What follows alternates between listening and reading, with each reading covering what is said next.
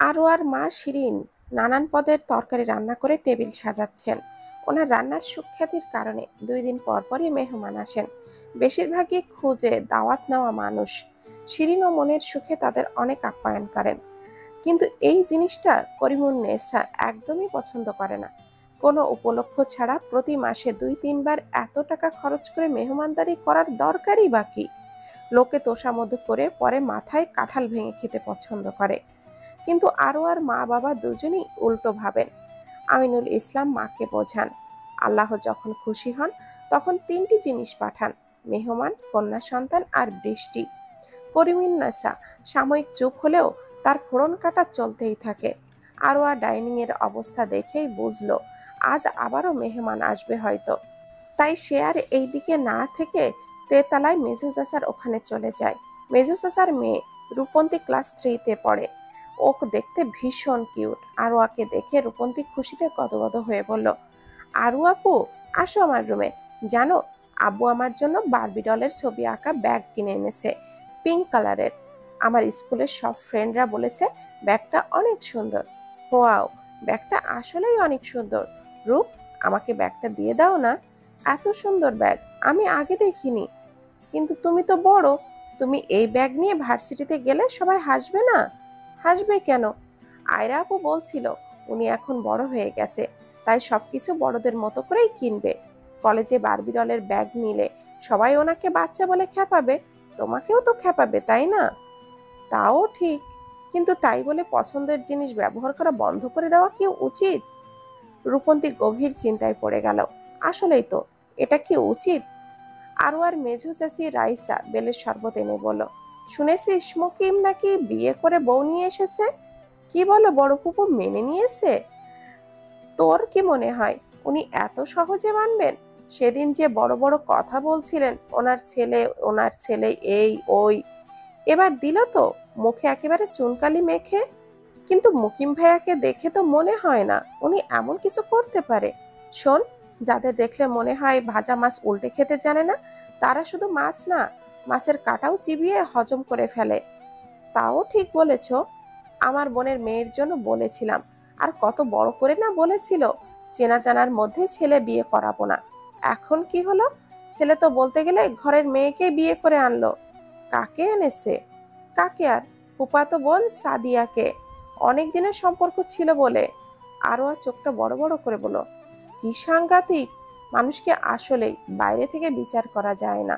Javad lunch শেষে তার ছোট মামাকে কল করলো। ভদ্রলোক এখন বলতে গেলে নেটওয়ার্কের বাইরে আছেন, কল দিলেও ভালো মতো সিগন্যাল পাওয়া যায় না সেখানে।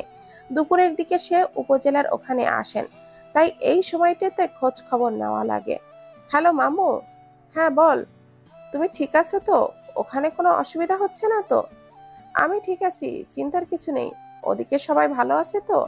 হুম। কানাডা থেকে কল করেছে। হ্যাঁ, মামি কল করেছিল, বলল তোমাকে লাইনে পাচ্ছে না, কোথায় আছো খোঁজ খবর নিল আর কি। ও, তুমি কবে ফিরবে? দেরি আছে। লাঞ্চ করেছিস? হ্যাঁ, তুমি? করেছি। জানিস আজ কি মেনু ছিল? কি? শোল মাছের ঝোল, কাঁচা কলার ভর্তা, ডাল দিয়ে পাট শাক। এসবে তোমার হলো? হয়েছে মানে? দৌড়েছে। মাটির চুলার রান্না, দারুণ টেস্ট। তুই আসবি নাকি? না, আপাতত একটা প্রজেক্ট নিয়ে বিজি আছি। প্রজেক্ট একটার পর একটা আসতেই থাকবে, সেসবে আটকে থাকলে লাইফটা এনজয় করতে পারবি না। সুযোগ পেলেই বেরিয়ে পড়বি, সাগর পাহাড় নদী যা পারিস দেখে আসবি। এই পৃথিবীটা সুন্দর, আর সৃষ্টি করেছেন মহান আল্লাহ মানুষেরই জন্য। মানুষ দেখবে না তো কে দেখবে? জাওয়াদ মুচকি হাসলো। তার মামার গলা বেশ প্রফুল্ল শোনাচ্ছে। সে তার সলো ট্রিপ সত্যি বেশ এনজয় করছে। রাইসা চিপস খেতে খেতে বলল, আমি তোদের রহস্য বুঝি না। তুই বলিস ভাইয়া এই বিয়ে মানে না, আবার দেখি ভাইয়া জেলাস ফিলও করে। সেদিন আমাদের সবকটা ফ্রেন্ডকে ট্রিট দিল। ফ্রেন্ড সার্কেল কে কে আছে তা বোঝার জন্য। সবচেয়ে মজার পয়েন্ট হলো, তুই ওনাকে বলেছিলি না বিয়ে না মানার সলিড রিজন বললেই তুই চলে আসবি। উনি তারপরও তোকে কিছুই বলছে না। আজীব না? এই লোকের কাণ্ড কারখানা সবই আজীব। আমি তো এইসব ভাবতে বসলেই হাইফার হয়ে যায়। আমার তো মনে হয় এর গলায় একটা দরজা আছে, মনের কথা বলবার বেলায় ওই দরজাটা বন্ধ হয়ে যায়। তবে ওনার কেসটা যে প্রেম ঘটিত না, এটা শিওর থাক। এখানে অন্য কোনো কারণ আছে, বুঝলি? আর চোখটা জল করে উঠল, কৌতূহলী গলায় বলল, তুই এত শিওর হয়ে কিভাবে বলছিস? যুক্তি কি শুনি? প্রথমত বলি, ওনার যদি গফ থাকতো, এতদিনে তুই কিছুটা হলেও টের পেতি। তার যে লাইফ স্টাইল বললি, আমার মনে হয় না কোনো মেয়ে এখনো এক্সিস্ট করে। তারপরে যদি ধরতে যাই তার গফ আছে, তাহলে সে তোকে যে কোনো উপায়ে বিদায় করতে চাইতো। তোর দেওয়া শর্তগুলো লুফে নিতে দুইবারও ভাবতো না। হুম, তোর কথায় লজিক আছে। এখন বের করার ট্রাই কর তো, আসল ঘটনাটা কি? হ্যাঁ, শার্লক হোমসকে মিস করছি। রাইসা ওর পিঠে চাপড়ে বলল, তুই পারবি দোস্ত, চিন্তা করিস না। আরোয়া দরজা খোল, জামাই আসছে। শিরিন বেগম আরোয়ার দরজায় নক করে বলল। আরোয়া চমকে বলল, কি ব্যাপার? না বলে হঠাৎ কেন এলো? রাইসা ফোনটা হাতে নিয়ে বলল, তোরে মিস করতেছে আর কি, তাই চলে আসছে তোর সাথে ঝগড়া করতে। যা, গিয়ে চুলোচুলি শুরু কর, আমি লাইভ ভিডিও আপলোড করব। আরোয়া গটগট করে রুম থেকে বেরিয়ে নিচে গেল। জাওয়াজ সোফায় বসে করিমুন্নেসার সঙ্গে কথা বলছে। তখনই আরোয়া এসে বলল, কি ব্যাপার, আপনি এখানে? করিমুন্নেসা নাতনির দিকে ক্রু দৃষ্টি নিক্ষেপ করে বলেন, সালাম দে ভালা বুবু, খবর এনা নিবি তাই না? আরে আয়, তোরে একদিন শিখাইছি না? জাওয়াত বাঁকা হেসে আরোয়ার দিকে তাকালো, যেন তাকে বকা খেতে দেখে তার ভীষণ আনন্দ হচ্ছে। আরোয়ার ওর হাসি দেখে ঠাস করে ফ্লোরে বসে পায়ে ধরে ফেলল। জাওয়াত বিস্মিত দৃষ্টিতে ওর দিকে চেয়ে আসে। আরোয়া ওর পায়ে ধরে কয়েকবার সালাম করে টেনে টেনে বলল, ও আমার পরাণের স্বামী গো, আসসালামু আলাইকুম। আন্নে কেন আছেন? আন্নের লাই যে আমার পরাণটা পড়তাছে। আন্নেরে যদি আমার কলজাটা খুলি দেখাইতে পারতাম, তাইলে দেখতেন। এগো আন্নে এরম হুগাইয়া গেছেন কেন? আন্নেরে বুঝি আর শোকে ধরছে? আহারে, আর পরাণের স্বামী গো। জাওয়াত পুরাই ভেবাচাকা খাওয়া গলায় বলল, আবার ওঠো, এরকম পায়ে ধরে বসে থাকতে হবে না, প্লিজ ওঠো। ওমা, এটা কি বলেন? আমার 10টা না 5টা না একটা মাত্র স্বামী। আমি তার পায়ে থাকি বা মাথায় থাকি, এখানে কোনো নিষেধাজ্ঞা জারি করা যাবে না। জাওয়াত বিব্রত চেহারায় করিমুন্নেছার দিকে তাকালো। করিমুন্নেছা নাতনির অভিনয় দেখে নিজেও পুরাই ভড়কে গেছেন। তিনি হাঁ করে আরোয়ার দিকে তাকিয়ে রইলেন। আরোয়া জাওয়াদের পা ধরেই দাদিকে বলল, দাদি যান, হাঁ করে থাকিও না, মশা ঢুকে যাবে তো। আমি তোমাকে আর ছোট হতে দিব না, স্বামীর খেদমতকারী বেস্ট নারী হয়ে দেখাবো। সবাই বলবে করিমুন্নেছার নাতি সেরা। রাইসা আর শিরিন দোতলা থেকে ওর কর্মকাণ্ড দেখে হাসতে লাগলো। এই মেয়ে আর শুধরাবে না। জাওয়াদ আরোয়ার ঘরে বসে চারিদিকে চোখ বোলালো। আরোয়া ওর জন্য কফি করে এনে বলল, আমাকে মিস করছিলেন বুঝি? তোমাকে মিস করার মতো কিছুই ঘটেনি। আমি এসেছি তোমার খোঁজ খবর নিতে। It's kind of formal duty. Arowa ওর মুখোমুখি চেয়ারে বসে বলল, ও আচ্ছা, তো খোঁজ খবর নিয়ে চলে গেলেন না কেন? বড়রা সবাই এত করে বলল, তাই ভদ্রতার রক্ষার্থে রয়ে গেছি। বুঝলাম। জাওয়াত কফিতে লম্বা চুমুক দিল। আরোয়া ওর দিকে দৃষ্টিটা নিবদ্ধ করে আছে। এই অস্বস্তি এড়াতে সে কফিতে মনোনিবেশ করছে। আরোয়া চোখটা সরু করে বলল, আপনার কান দুটো এমন লাল হয়ে আছে কেন? এসির পাওয়ার কমিয়ে দিব নাকি?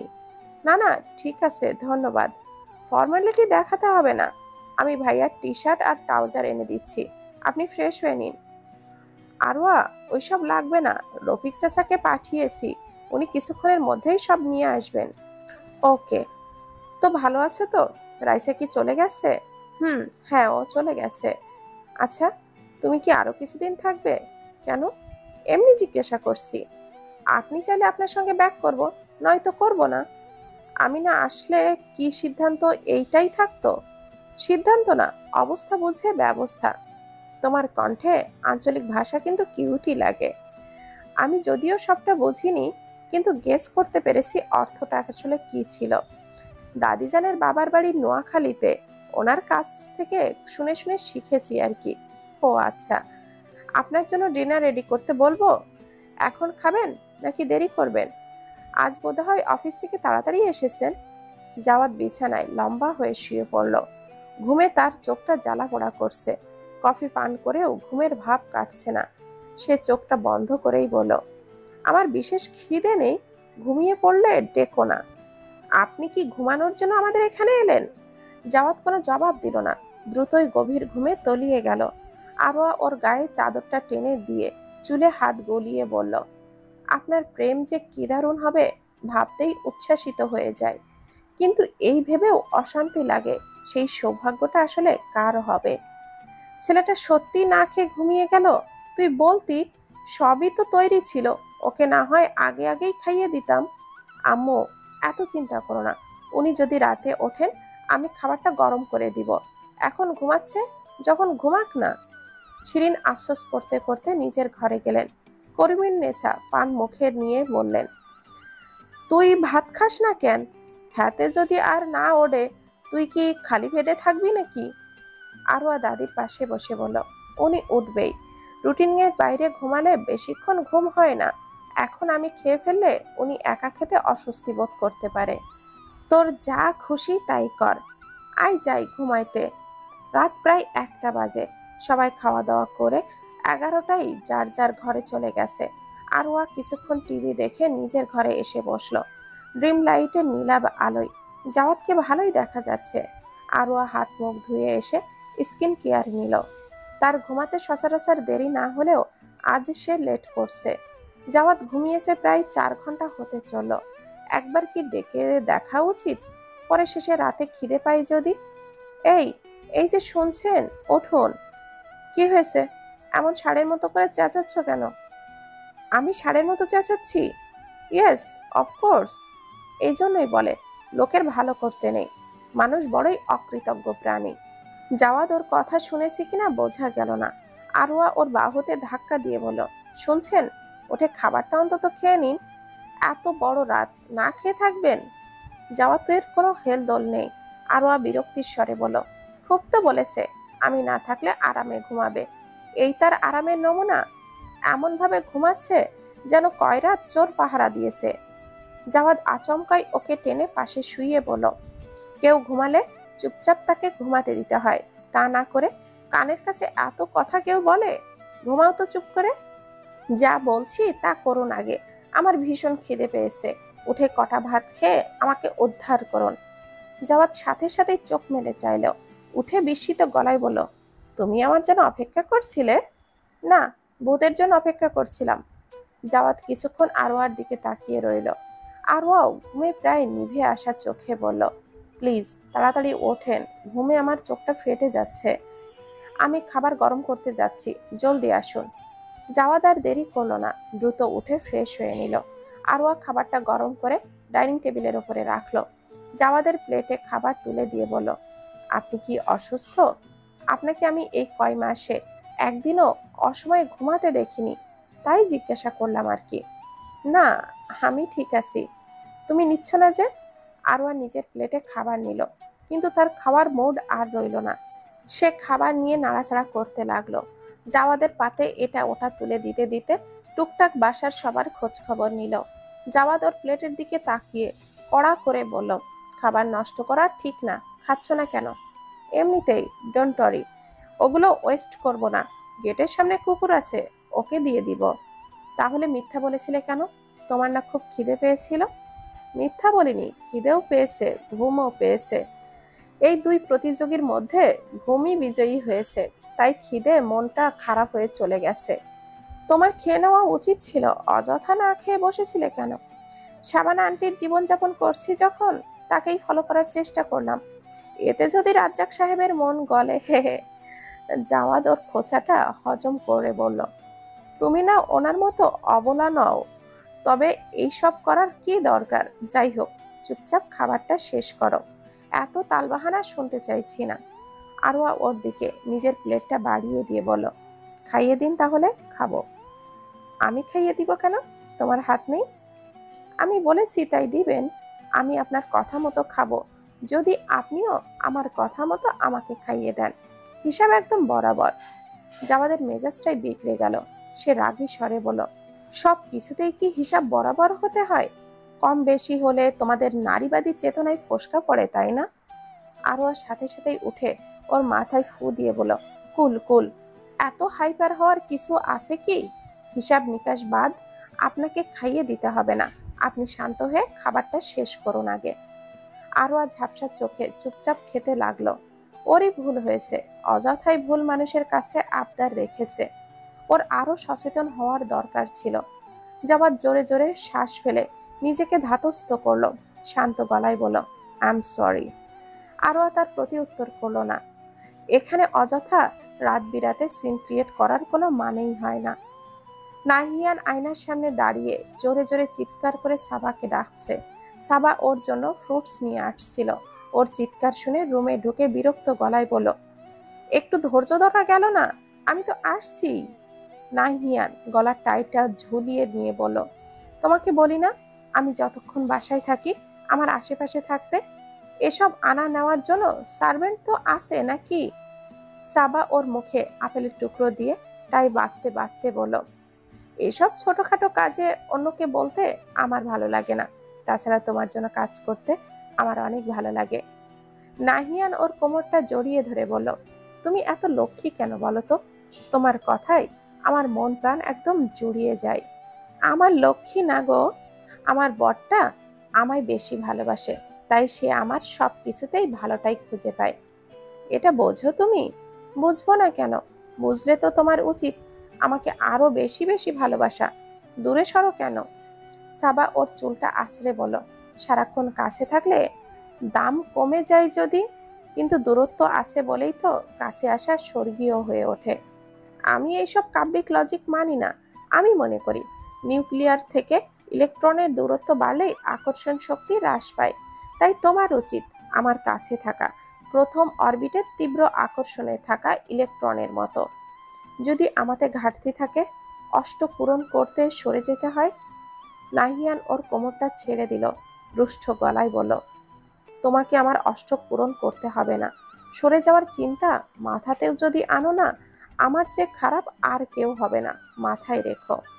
সাবা ওকে জড়িয়ে ধরে মন ভাঙানোর সুরে বলল, আহা সোনা, রাগ করে না। আমি তো মজা করেছি। তোমাকে ছেড়ে যাওয়ার সাধ্যি আমার কি আছে বলো?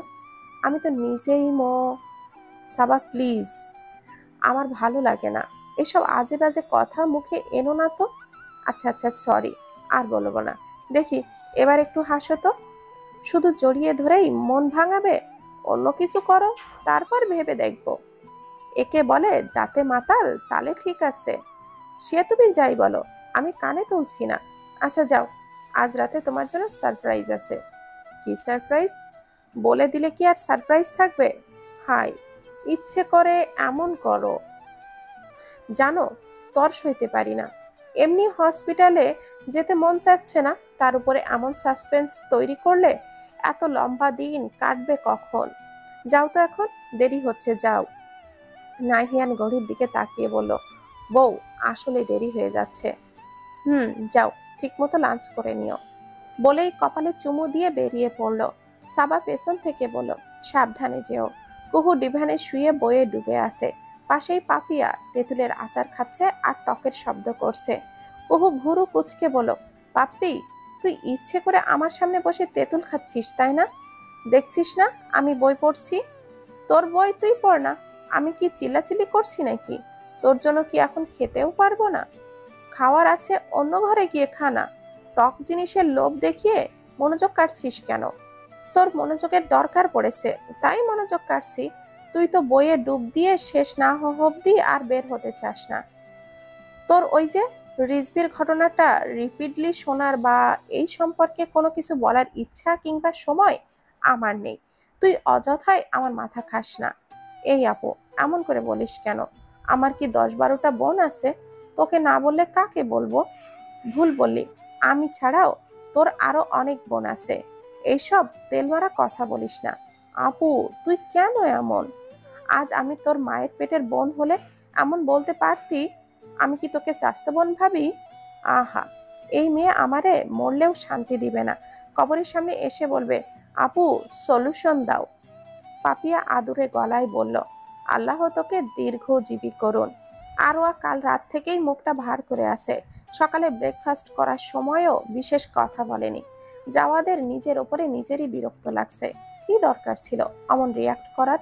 ও তো নিজের রাগ কাউকে দেখায় না, অথচ আরোয়ার বেলায় কেন যে ওভার রিয়াক্ট করে ফেলে। বেচারি একটু আবদার করেছিল, রাখলে কি এমন ক্ষতি হতো? সে নিজেও কি করবে? যখন ও সমতার হিসাব কষল, চট করে মাথায় আগুন লেগে গেছে। আরোয়া হিসাব বরাবর না করে বলতে পারতো, ওয়াইফ হিসাবে আবদার করছি। তাহলে কি সে খাইয়ে দিত না? আচ্ছা, সে কি আসলেই দিত? আরোয়া তো কত কিছু চায়, সে কি দেয়? ওর কত প্রশ্নের উত্তরও তো ঠিকঠাক দেয়নি। এই বিয়ে না মানার কারণ তো ও খোলসাও করে বলেনি। তবে আজ কেন মুখে ওর কথা ভুল ধরে নিজেকে জাস্টিফাই করছে? না না, এখানে ভুল আরও আর না, ভুল আমার নিজের। আমার নিজেকে কন্ট্রোল করা উচিত ছিল। বলেই সে একটা দীর্ঘশ্বাস ফেলল। জোবায়ের সাহেব অফিসে এসেই মাত্রই জাওয়াতকে তার কেবিনে ডাকলেন। আজ তাদের একটা জরুরি মিটিং আছে। সেই বিষয়ে তাদের এক কথা বলাটা মূলত জাওয়াতকে ডেকেছেন। পিয়নের খবর পেয়ে জাওয়াত কাল বিলম্ব না করেই দাদার কাছে গেল। আসসালামু আলাইকুম দাদা সাহেব, আসবো? ওয়ালাইকুম আসসালাম। হুম, আসো। তাদের ম্যানেজার আলতাফ মাহমুদ বলেন, আমি মিটিংয়ে অ্যারেঞ্জমেন্ট করে দেখে আসছি। তিনি বের হয়ে যেতেই জোবায়ের সাহেব চেয়ারে হেলান দিয়ে বলেন, আজকের মিটিংটা শেষ করে আয়েশাকে নিয়ে আসবে। আজ রাতেই তোমাদের ফ্লাইট? জাওয়াত বিস্মিত স্বরে বলল, আজ রাতে ফ্লাইট বলতে? তুমি কি এই প্রজেক্ট রিড করনি? তোমাকে এমনিতেও আজ জাপান যাওয়া লাগতো, তাই দুজনে টিকিট করে ফেললাম। দুজনে বেরিয়ে আসো। দাদা সাহেব বলছিলাম কি, আমি তোমাদের নেম এক্সকিউজ শুনতে চাইছি না। খবরদার সাম্যকে কাজে লাগানোর ট্রাই করবে না। এবার তাহলে ওর সাথে সাথে তোমাকেও পাবনায় পাঠানোর ব্যবস্থা করব। এত শহর থাকতে পাবনায় কেন? জোবায়ের সাহেব সামনে ঝুঁকে রাগী স্বরে বলেন, তোমরা যাকে সাইক্রেটিস বলো, আমরা তাকে পাগলের ডাক্তার বলি। আমার মতে তোমার জন্য পাবনার চেয়ে ভালো হসপিটাল আর কোথাও নেই। জাওয়াদ মুখটা ভার করেই বসে রইল। জোবায়ের সাহেব পেপার ওয়েট ঘোরাতে ঘোরাতে বলেন, তোমরা ভাবো তোমরা খুব স্মার্ট, চাইলেই বড়দের চোখে ধুলো দিতে পারো, কিন্তু সত্যিটা ভিন্ন হতে পারে। প্রযুক্তিভাবে তোমরা অনেক কিছুই জানো, তোমাদের মডার্ন টেকনোলজি নলেজ ভালো, তার মানে এই না যে সিনিয়র সিটিজেনদের মাথায় কিছুই নেই। তোমরা চাইলেই তাদের ধোঁকা দিতে পারো। দাদা সাহেব, আপনি আমাকে ভুল বুঝছেন, তেমনটা নয় আসলে। তুমি আয়েশাকে বিয়ে করতে রাজি ছিলে না। তোমার মতে আমি তোমাকে জোর করে বিয়ে দিয়েছি, এই নিয়ে তোমার অনেক ক্ষোভ। কিন্তু একটা কথা বলবে জাওয়াদ, আয়েশার জায়গায় অন্য কোনো মেয়ে হলে কি তোমার অভিমত এটাই হতো না? কোনো পার্থক্য কি থাকতো? জাওয়াদ মাথা নিচু করে রইল, কোনো জবাব দিল না। জোবায়ের সাহেব ফের বললেন, তোমার জীবনে বিশেষ কোনো নারী নেই, এটা আমি খুব ভালো করে জানি। তোমার সমস্যা আয়েশাকে নেই না, তোমার সমস্যা অন্যটা। আমি চাই তুমি সেটা ওভারকাম করো। জাওয়াদের নত মুখ দেখে তার মনটা ভীষণ খারাপ হলো। তিনি নরম স্বরে বললেন, জাওয়াদ, তুমি আমার খুব পছন্দের নাতি। আমি তোমাকে নিজের ছায়া ভাবি।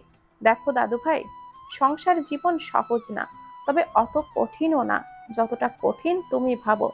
এই পবিত্র সম্পর্ককে আল্লাহর রহমত থাকে, বরকত থাকে। আমি চাই তুমি এই সম্পর্কটাকে সুযোগ দাও, একে অপরের পরিপূরক হও।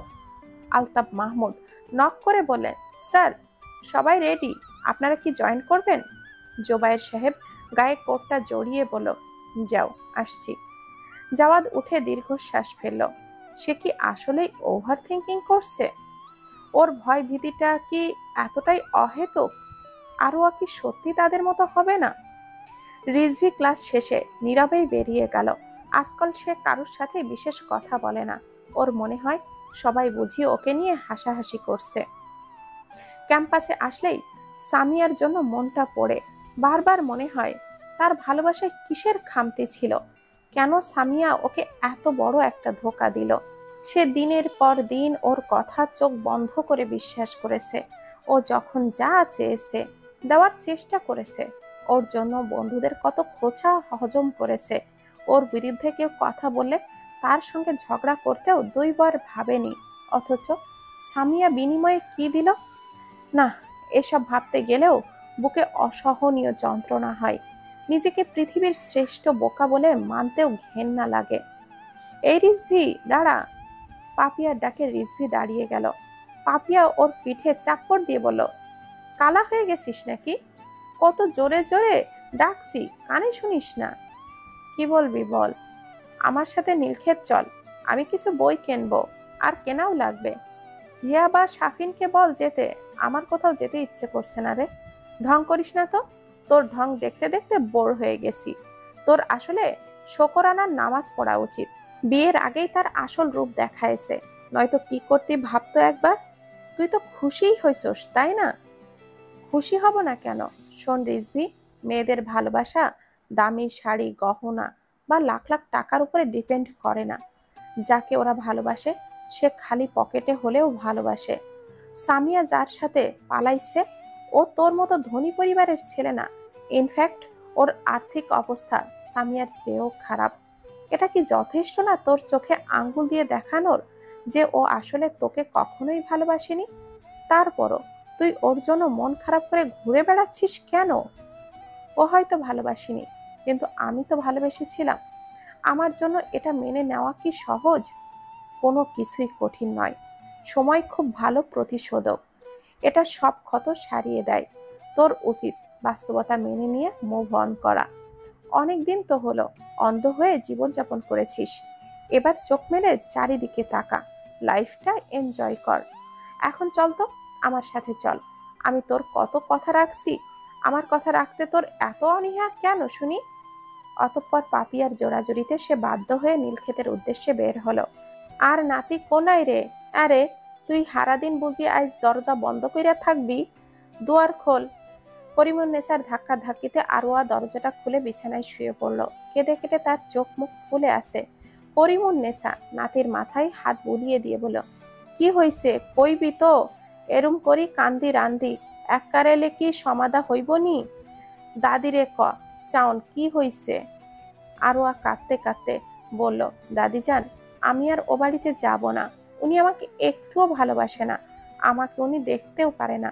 আমি ওনাদের ওখানে আর যাব না। তুমি আব্বুকে বলে দাও। কাল রাইতে ভাত খাইতে বইয়া কি কাইজা করছস কেন?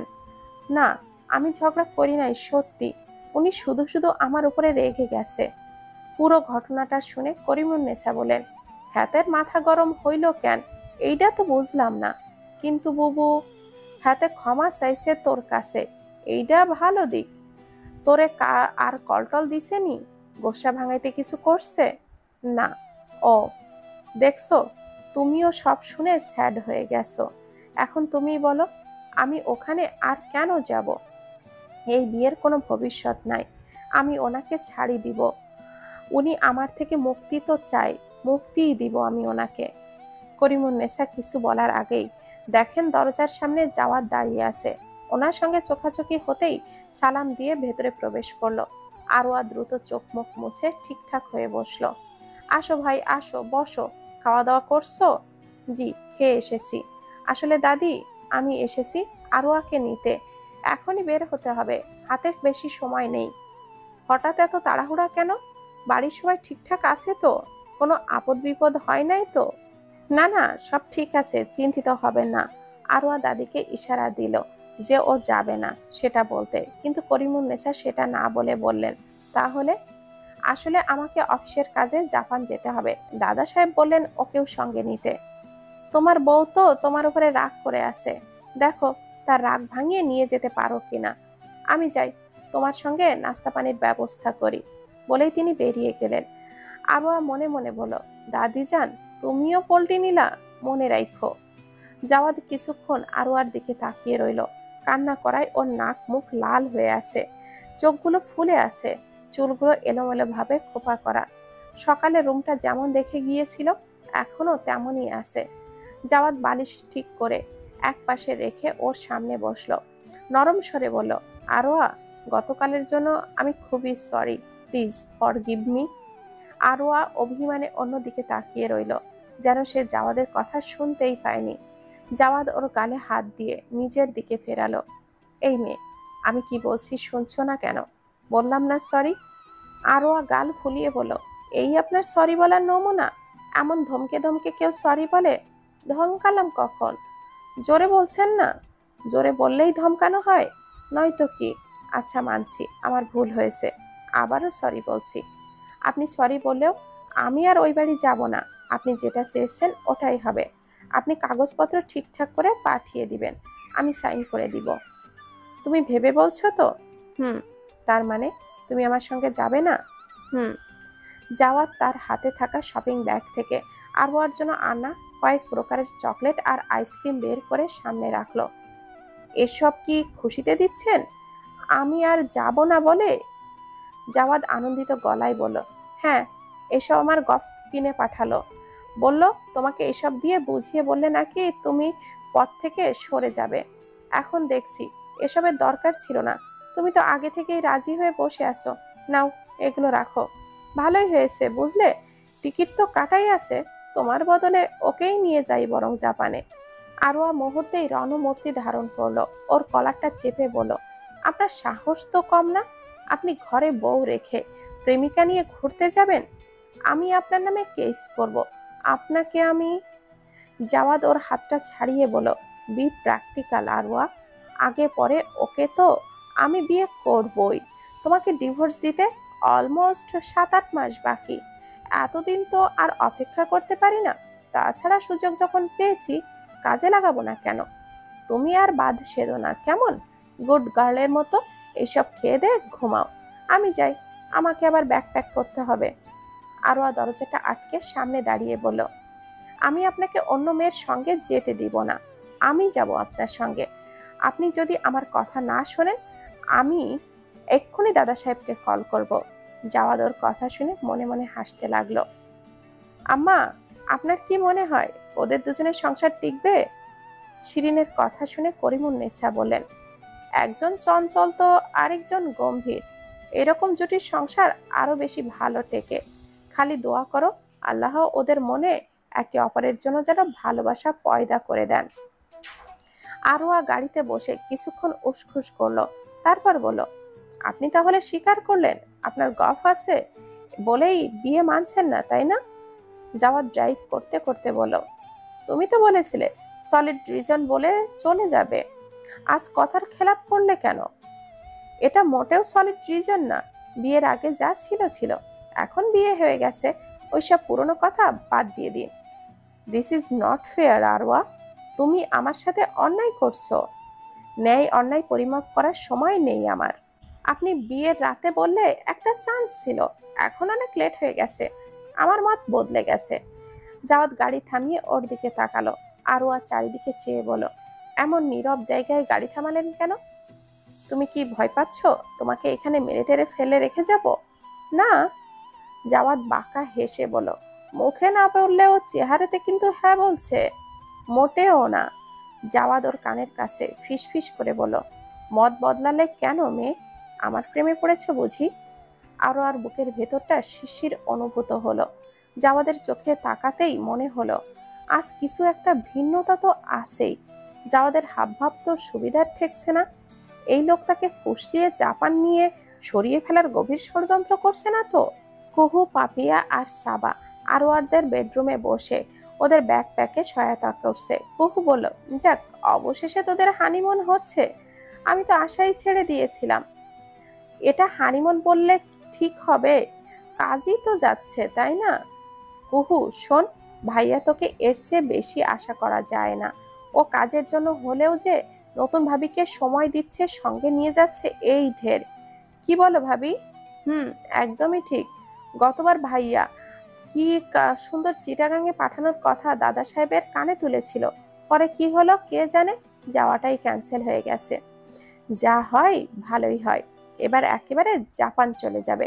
দেশের পর্যটন কেন্দ্রগুলো সময় পেলেই ঘোরা যায়, তবে বাইরে তো আর সবসময় যাওয়া পড়ে না। কি বলো নতুন ভাবি? মিশ্র অনুভূতি হচ্ছে। বুঝতে পারছি না আসলে। সাবা আলগোসে একটা প্যাকেট আরোয়ার ব্যাগে রেখে দিল। যাওয়ার সময় আরোয়ার কানে কানে বলল, তোমার জন্য একটা দারুণ নাইটি দিয়ে দিয়েছি। ওখানে গিয়ে আবার কোনো অঘটন ঘটিও না কেমন? Have a lovely honeymoon. Arowa মনে মনে বলল, আর হানিমুন? আমি তো যাচ্ছি যাতে ওনার ওই শাকচুন্নিটা যেতে না পারে। জাওয়াদ রুমে এসে বলল, তোমার প্যাকিং শেষ? হুম। খেয়েছো? না। আপনি? আমি ফ্লাইটের আগে কিছু খাই না। তুমি খেয়ে নাও, আমরা 9টায় বের হব। আরোয়া ওকে পর্যবেক্ষণ করে বলল, আপনি ঠিক আছেন? জাওয়াদ ভুরু কুচকে বলল, আমার আবার কি হবে? সে রিয়াক্ট করেনি। সবাই তো বলছে আমরা হানিমুনে যাচ্ছি, সেও নিশ্চয়ই এমন কিছু ভেবে কষ্ট পাচ্ছে, তাই না? জাওয়াদের কথাটা স্মরণ হতেই বলল, ও হ্যাঁ, কষ্ট তো পাবেই। মেয়েরা মেয়েদেরকে একটুও ভরসা করতে পারে কি না? আমাকে বারবার বলে দিল তোমার থেকে সেফ থাকতে। আমি অবশ্য বলেছি তুমিও অমন না। অমন না মানে? কেমন না? বাদ দাও, শুনলে আবার কষ্ট পাবে। এমনিতেও অনেক চোখের পানি বের করেছো। একদিনে এত কান্না করা ঠিক না। অল্প অল্প করে রোজ রোজ কান্না করা ভালো। এতে করে চোখও পরিষ্কার থাকবে আর শরীরেরও ক্ষতি হবে না। আরো আর নাকটা ফুলিয়ে বলল, আপনার নাম জাওয়াদ না রেখে জাহেল রাখা উচিত ছিল। মানুষ কতটাই ইম্যাচিওর হলে এইসব বলতে পারে। আমার বিজনেস স্কিল সম্পর্কে তোমার আইডিয়া আছে আরোয়া? তুমি আমাকে জাহেল বলছো কিভাবে? আপনার সঙ্গে কথা বলা মানেই ভালো মেজাজ খারাপ হওয়া। আপাতত আপনি মুখটা বন্ধ রাখুন তো। ঝগড়া করার মুড আসলে আপনাকে ডেকে বলবো নে। জাওয়াদ বিরক্ত হয়ে রুম থেকে বেরিয়ে গেল। সাম্য জাওয়াদের লাগেজটা ধরতেই জাওয়াদ কাট কাট গলায় বলল, দাদা সাহেব খবর পেয়েছেন কিভাবে? নিশ্চয়ই তুমি কোনো ব্লান্ডার করেছো, তাই না? সাম্য কাছুমাছু মুখ করেই বলল, স্যার আপনি প্লিজ আমাকে ভুল বুঝবেন না। আমি আমার বেস্টটা ট্রাই করেছিলাম বিষয়টা যেন গোপন থাকে, কিন্তু বড় স্যার কিভাবে জেনে গেছেন আমি সত্যিই জানি না। এখন মনে হচ্ছে একটা জব সার্কুলার অ্যানাউন্স করতে হবে। কিন্তু স্যার আপাতত কোনো পোস্টেই তো লোক লাগবে না। আমার পিএর পদটা খালি হবে। বলেই জাওয়াদ ইমিগ্রেশনে এগিয়ে গেল। সাম্য কপাল চাপড়ে বলল, জলে কুমির ডাঙায় বাঘ, আমার জান নিয়ে যত টানাটানি। আরোয়া সবাইকে বিদায় জানিয়ে ভেতরে আসতেই সাম্যর বিবর্ণ মুখ দেখে বলল, আপনি ঠিক আছেন? আপনার চেহারা এমন ফ্যাকাশে লাগছে কেন? সাম্য অসহায়ের মতো করে হাসি দিল। কোহিনূর ফোন কলটা রেখে তার মায়ের ঘরে গেলেন। কুহু তখন সবাই কে ড্রামা নিয়ে বসেছিল। মাকে দেখে বলল, আম্মু প্লিজ এখন আবার শুরু করো না। আমি অন এয়ার ড্রামা দেখছি, মিস করতে পারবো না। কোহিনূর মেয়ের মাথায় গাঁটটা মেরে বলল, ফাজিল মেয়ে, মায়ের চেয়ে তোর কাছে চাইনিজদের কিস কিস ক্যাস ক্যাস বেশি দামি হয়ে গেল। কুহু মাথা ঘষে বলল, আম্মু আমি চাইনিজদের দেখি না, ওরা কোরিয়ান। আর কোরিয়ান চাইনিজ এক না। পার্থক্য কি? দুইটাই মেয়েদের মতো করে দেখতে। ওদের মধ্যে কোনটা মেয়ে আর কোনটা ছেলে বোঝার উপায় আছে? এক হলেও কি, না হলেও কি? কি বলবে? ওই তো আইসু ফাইসু। কুহু মুখ খিচে বলল, আইসু ফাইসু বলে কোনো শব্দ কি এই পৃথিবীতে আছে? তুমি এইটা কই পাইলা বুঝি না। যাও না, তোমার না এই সময় সবার সাথে ফোনে কথা বলতে হয়? কথা বলো গিয়ে, আমাকে জ্বালাচ্ছ কেন? কথা বলতে গিয়েই তো তোর দরকার এলো, নয়তো তোকে গণায় ধরার বেকার সময় আছে আমার। দেখ তো এই ছেলেটাকে কেমন লাগে। তোর ওই সাদা বিলাইয়ের চেয়ে এটা তো শত গুণেও সুন্দর। কুহু ছবির দিকে না তাকিয়েই বলল, আমি এখানে বিয়ে করব না। আমার জন্য কোরিয়া থেকে ছেলে আনো, তবেই আমি এক পায়ে খাড়া। কোরিয়া যাওয়া লাগবে কেন? তুই বললে তোর জন্য রাঙামাটি থেকে কাউকে ধরে আনি, ওদের মধ্যে কাউকে বিয়ে করে কিস কিস ক্যাস ক্যাস করিস। এখন তো অনেক চাকমা মারমা মুসলমান হয়ে গেছে, এতে অন্তত তোর ধর্মটা যাবে না। কোরিয়াতে তো মুসলিম আছে। দাউদ কিমকে দেখছো? উফ, তোর সাথে তর্ক করতে করতে আমার গলা ব্যথা হয়ে গেছে। তুই ছবিটা একবার দেখ। আমাদের দেশের ছেলেদের মতো সৌন্দর্য অন্য কোনো ছেলের মধ্যে পাবি? আরে কত বিদেশিনী ওদের জন্য দূর দূরান্ত থেকে ছুটে আসে, আর তুই কিনা চামড়া ছিলা পোল্ট্রি মুরগির মতো চেহারা ছেলেদেরকে জন্য আফসোস করিস। আমার ভাবতেই কষ্ট লাগে তোকে আমি জন্ম দিয়েছি। কুহু মায়ের দিকে শান্ত দৃষ্টিতে তাকিয়ে বলল, তোমার চোখের পানি আলোর বেগেও হার মানাবে, বুঝেছ? ছবি আর বায়োডাটা দিয়ে যাও, আমি পরে দেখে নেব। কোহিনূর বেগম খুশিতে গদগদ হয়ে বলেন, আমি নিশ্চিত এই ছেলেকে তুই না বলতেই পারবি না। দেখে নিস। আমি যাই, তোর মামাকে কল করে আরো খোঁজ খবর নিতে বলি। কুহু ল্যাপটপে মনোনিবেশ করলো। সূর্যোদয়ের দেশ জাপান। এদেশের মানুষের নম্র ভদ্র আচরণ সম্পর্কে পুরো পৃথিবীতে খ্যাতি আছে। এমন একটি দেশে ভ্রমণের সুযোগ পেয়ে আরোয়ার মনটা ভীষণ আনন্দিত। হানেদা এয়ারপোর্টে ল্যান্ডিং করার পর তাদেরকে রিসিভ করতে মিস্টার ইয়োশি এলেন। শামও তার সঙ্গে কুশল বিনিময় করে জাওয়াদ এবং আরোয়ার সঙ্গে পরিচয় করিয়ে দিল। তিনি তাদের উষ্ণ অভ্যর্থনা জানিয়ে গাড়িতে বসতে বলেন। জাপানের ব্যস্ততম শহর টোকিওতে গাড়ি চলছে। আরোয়া মন দিয়ে জানালার বাইরে তাকিয়ে আছে। জাওয়াদ ওর দিকে কিছুক্ষণ তাকিয়ে থেকে শাম্য এবং মিস্টার ইয়োশির সঙ্গে আলাপচারিতায় মগ্ন হলো।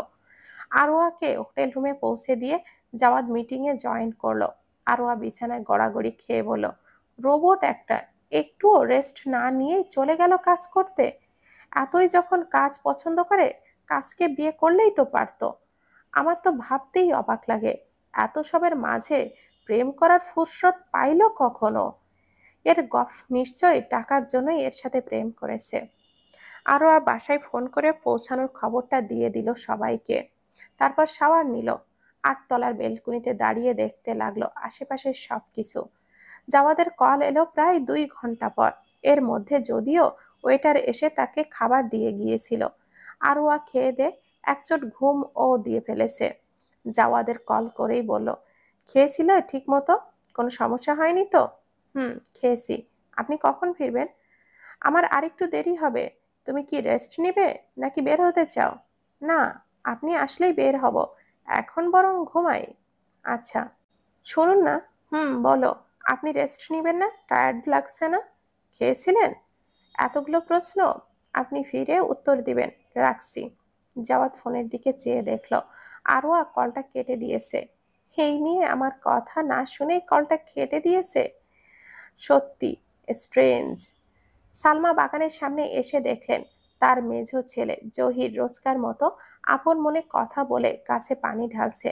তিনি হেসে ছেলের দিকে এগিয়ে গেলেন, মৃদু গলায় বলেন, হ্যাঁ রে জহির, তোর গাছগুলো উত্তর দেয়? দেয় না বলছো? দিচ্ছে তো। কিভাবে শুনছিস? ওরা তো শব্দ করে না। মা, বিনা শব্দে কি মনের কথা জানা যায় না? বলা যায় না বলো। সালমা শ্বেত পাথরের মতো বেঞ্চিতে বসে বলল, শব্দের তাৎপর্যতা অনেক বেশি। বিনা শব্দে মনের কথা সবাই বুঝতে পারে না, সর্বোচ্চ আন্দাজ করতে পারে। কিন্তু আন্দাজ করে কি সব হয়? জটিল করে ভাবলে সবই জটিল, আর কঠিন করে ভাবলে সবই কঠিন। সব কিছুতেই যুক্তি খুঁজতে গেলে জটিলতা আসে। শব্দের তাৎপর্যতা অনেকে, আর আমি মানি বলেই ওদের সঙ্গে কথা বলি। তোর গবেষণার কি খবর? কোনো ফলাফল কি এলো? সময় লাগবে। ও, শুনলাম বড় ভাইজান দেশে ফিরবেন। আমিও শুনেছি কুহুর বিয়ে নিয়ে চিন্তা ভাবনা করছে না হয়তো। ভালো। জাওয়াদ মিটিং শেষে ফিরতে ফিরতে প্রায় রাত হয়ে গিয়েছে। দীর্ঘ সফর শেষে একটুও রেস্ট করার ফুরসত পায়নি বেচারা। মনে মনে ঠিক করেছে রুমে ফিরেই হট শাওয়ার নিয়ে লম্বা ঘুম দিবে। সাম্য আধমরা হয়ে গাড়িতেই হেলান দিয়ে পড়ে আছে। ক্লান্তিতে তার চোখ মুখ বুজে আসছে। এই যন্ত্রমানবের পাল্লায় পড়ে ওর জীবনের আরাম আয়েস সব নাই হয়ে গেছে। মানুষ কতটা অমানবিক হলে 10-12 ঘন্টা জার্নি শেষে ল্যান্ড করে মিটিংয়ে জয়েন করে? শুধুমাত্র চাকরির বাজার খারাপ বলে সে ধৈর্য ধরে পড়ে আছে, নয়তো কবেই ছেড়ে দিত। সাম্য, তুমি কি বসে বসে ঘুমাচ্ছ নাকি? না স্যার, জেগেই আছি। ও আচ্ছা, শোনো, এখানে ট্যুরিস্ট স্পট সম্পর্কে ইনফরমেশন কালেক্ট করো। প্রয়োজনে মিস্টার ইয়োশির হেল্প নিও। Okay sir. জাওয়াদ রুমে ঢুকে দেখে আরোয়া বেলকনিতে দাঁড়িয়ে আছে। ওকে দেখেই হাসি মুখে বলল, আপনার কাজ শেষ হলো? আজকের জন্য শেষ। ডিনার করেছো? না। অর্ডার করে দাও, আমি শাওয়ার নিয়ে আসছি। আচ্ছা। ডিনার সাজিয়ে আরোয়া চুপচাপ বসে রইল। ওর পেটের ভেতরে কথারা দৌড়াদৌড়ি করছে। জীবনে এই প্রথম সে এতক্ষণ চুপ থেকেছে। জাওয়াদ বেরিয়ে আসতেই আরোয়া বলল, আপনার উচিত ছিল আমার জন্য একটা পার্টনার আনা। সাম্য ভাইয়ার ওয়াইফ নেই, ওনাকে আনলেও তো হতো, তাই না? আমি তো একদিনেই বোর হয়ে গেছি। জাওয়াদ টাওয়াল দিয়ে চুলটা মুছতে মুছতে বলল, সাম্য আনম্যারিড। তুমি বললে আমার গফকেও আনতে পারি, ও সঙ্গ দিবে তোমাকে। আরোয়া জাওয়াদের জন্য প্লেট সাজিয়ে নিয়ে বলল, আপনি এই মাইন্ড গেমটা বন্ধ করুন। আপনার এই কল্পিত চরিত্রকে বারবার টেনে হিঁচড়ে সামনে আনতে হবে না। মাইন্ড গেম মনে হচ্ছে কেন? Very simple. এতদিনে যার কথা মুখ দিয়ে বের হয়নি, হুট করে সে পয়দা হলো কোথা থেকে? শুনুন, মেয়েদের সম্পর্কে আপনার আইকিউ খুবই লো, যা আমি বুঝলাম। তুমি মনকে সান্ত্বনা দিচ্ছ, দাও, সমস্যা নেই। আমি বুঝতে পারছি তোমার মানতে অসুবিধা হচ্ছে। আপনি যা ভেবে আনন্দ পান। খাওয়ার সময় আপাতত ওইসব টপিক তুলতে চাই না। জাওয়াদ মুচকি হেসে চেয়ারে বসলো। নিজের প্লেট থেকে খাবার তুলে আরোয়ার দিকে বাড়াতেই আরোয়া ভূত দেখার মতো করে চমকে উঠতেই জাওয়াদ বলল, এমন চোখ বড় বড় করে না তাকিয়ে হা করো। আরোয়া বিস্মিত গলায় বলল, আপনি হঠাৎ আমাকে খাইয়ে দিচ্ছেন কেন? আপনি ঠিক আছেন তো? তোমার সংযম দেখে আনন্দিত হয়েছি। এটা তার ছোট্ট অভ্যর্থনা। এহ, আসছে বড় শাহেনশা। আরোয়া শোনো। হুম, আমি সত্যি দুঃখিত। আপনার দুঃখিত হওয়ার উচিত। কেন বলেছি তা না শুনে? শোনা লাগবে না। শোনা লাগবেই বা কেন? আপনার সব কাজই তো সরি বলার মতো। জাওয়াদ চোখটা শুরু করে বলল, এই মেয়ে, তুমি আগে কি পাগল ছিলে? আগেই তো বলেছি মাথার স্ক্রু ঢিলা ছিল, আপনাকে বিয়ে করার পর খুলে পড়ে গেছে। এহ, এই ব্যাপার? তা স্ক্রুটা খুঁজে পাওয়ার উপায় আছে কি? আছে, তবে আপনাকে বলবো না। কেন? আমাকে বললে কি সমস্যা? আরোয়া ওর চোখের দিকে শান্ত দৃষ্টিতে তাকালো। জাওয়াদের কাছে মনে হলো আরোয়ার চোখের গভীরতায় হারানো খুব সহজ, তবে সাঁতরে ওঠা সহজ নয়। আরোয়া দৃঢ় গলায় বলল, এমন জনের সাহায্য চায় না যে হাত ধরার আগেই ছেড়ে দিতে চায়। এমনিতেই যে অভ্যাস গড়ে উঠেছে, তা কাটাতে জীবন পার হয় কিনা সন্দেহে আছি। জাওয়াদ আর কিছুই বলল না, নীরবে খাওয়া শেষ করলো। বারান্দার দরজাটা খোলা থাকায় জানালার সাদা পর্দাগুলো বাতাসে উঠছে। নাহিয়ান এক মনে তার প্রিয়তমার দিকে চেয়ে আছে। প্রতিক্রিয়া শেষে মেয়েটা কি পরম নির্ভরতায় ওর বুকের বাহু আঁকড়ে ধরে নিশ্চিন্তে ঘুমাচ্ছে। নাহিয়ান ওর চুলগুলো হাত বুলিয়ে কপালে চুমু খেলো। ডান হাতে টেনে ওকে বুকের মাঝে নিয়ে স্বস্তির নিঃশ্বাস ফেলে মনে মনে বলল, আই উইশ আমি তোমাকে আমার বুকের পিঞ্জরে যত্ন করে রেখে দিতে পারতাম। নাহিয়ানের চোখের কার্নিশ বেয়ে উষ্ণ নোনা জল গড়িয়ে পড়ল। পৃথিবীতে সবাই সব দিকে পরিপূর্ণ তা পায় না। এই চরম সত্যটা যত তাড়াতাড়ি তারা মেনে নেবে, ততই তাদের জন্য মঙ্গল।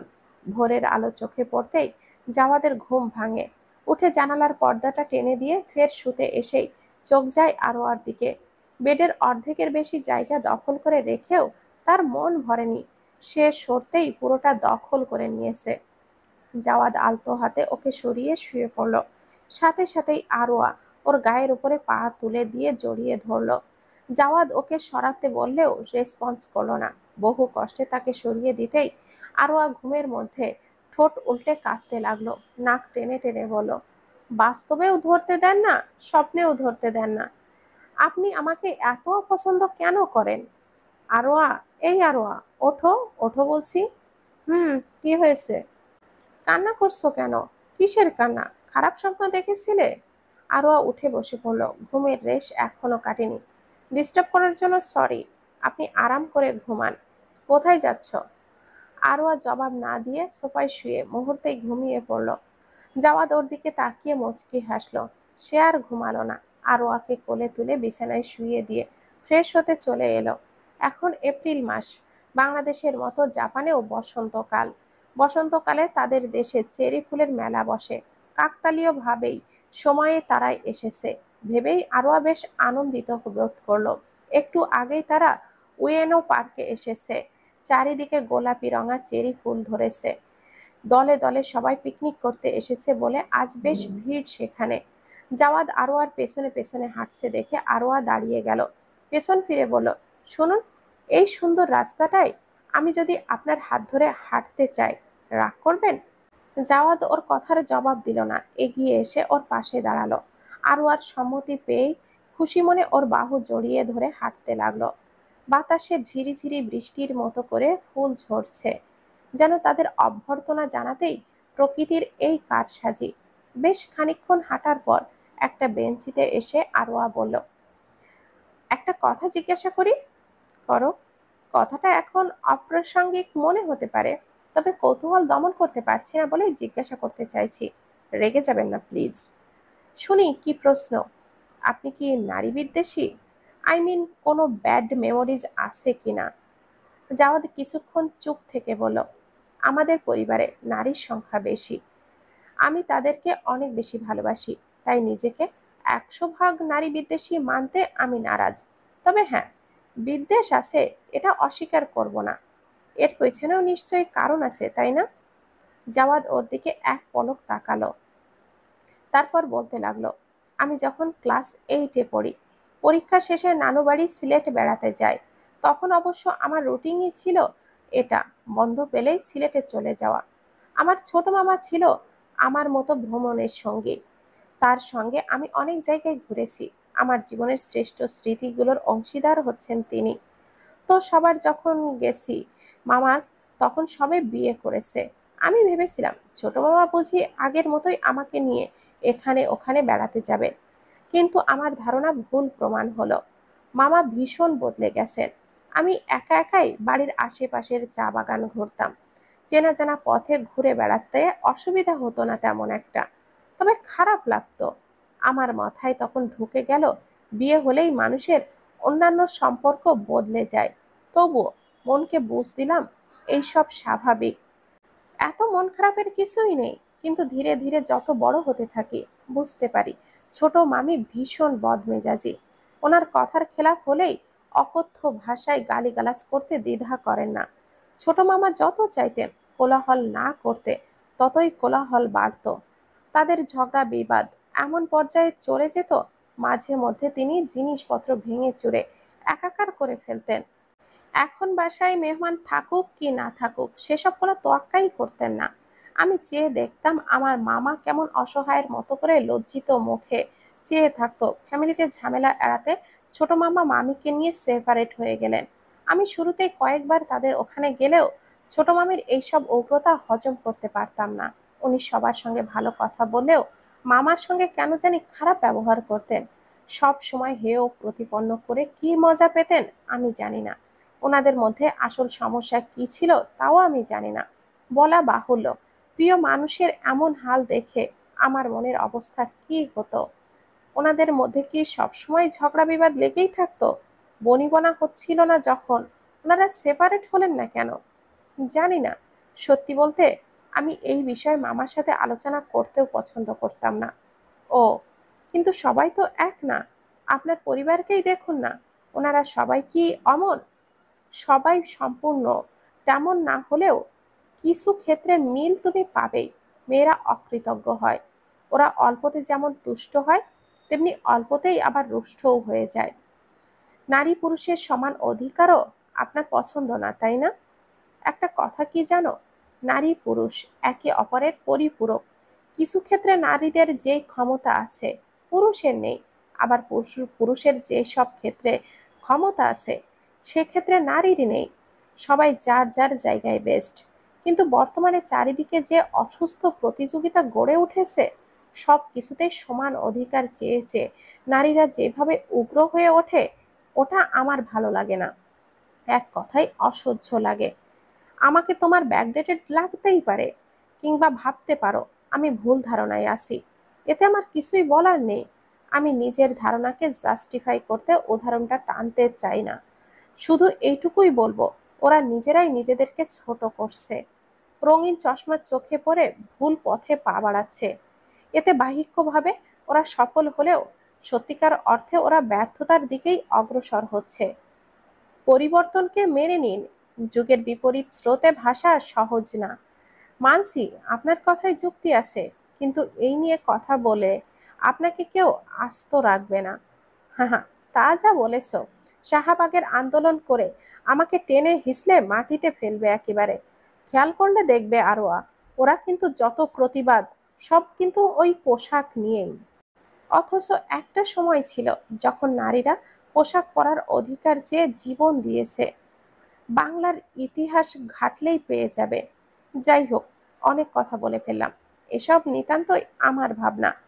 কাউন্টার অ্যাটাক করতে এসো না প্লিজ। যারা করবার তারা থেমে থাকবে না। আরোয়া গার্ডেনের বেঞ্চিতে বসে ভাবছিল জাওয়াদের কথাগুলো। গতকাল তার বলা কথাগুলো একদিকে যেমন ভয় সৃষ্টি করেছে, তেমনি ভাবে প্রশান্তিও এনেছে। আরোয়া এক প্রকার নিশ্চিতই হলো, যেন জাওয়াদের জীবনে দ্বিতীয় কোনো নারীই নেই। সে অযথাই সেদিন ওইসব বলেছিল। প্রতিটা মানুষের জীবনে এমন অনেক ঘটনাই থাকে, যা তার চিন্তা ভাবনার খুব গভীর প্রভাব ফেলে। আমরা অনেক সময় বুঝতে পারি তো, অনেক সময় বুঝতে পারি না।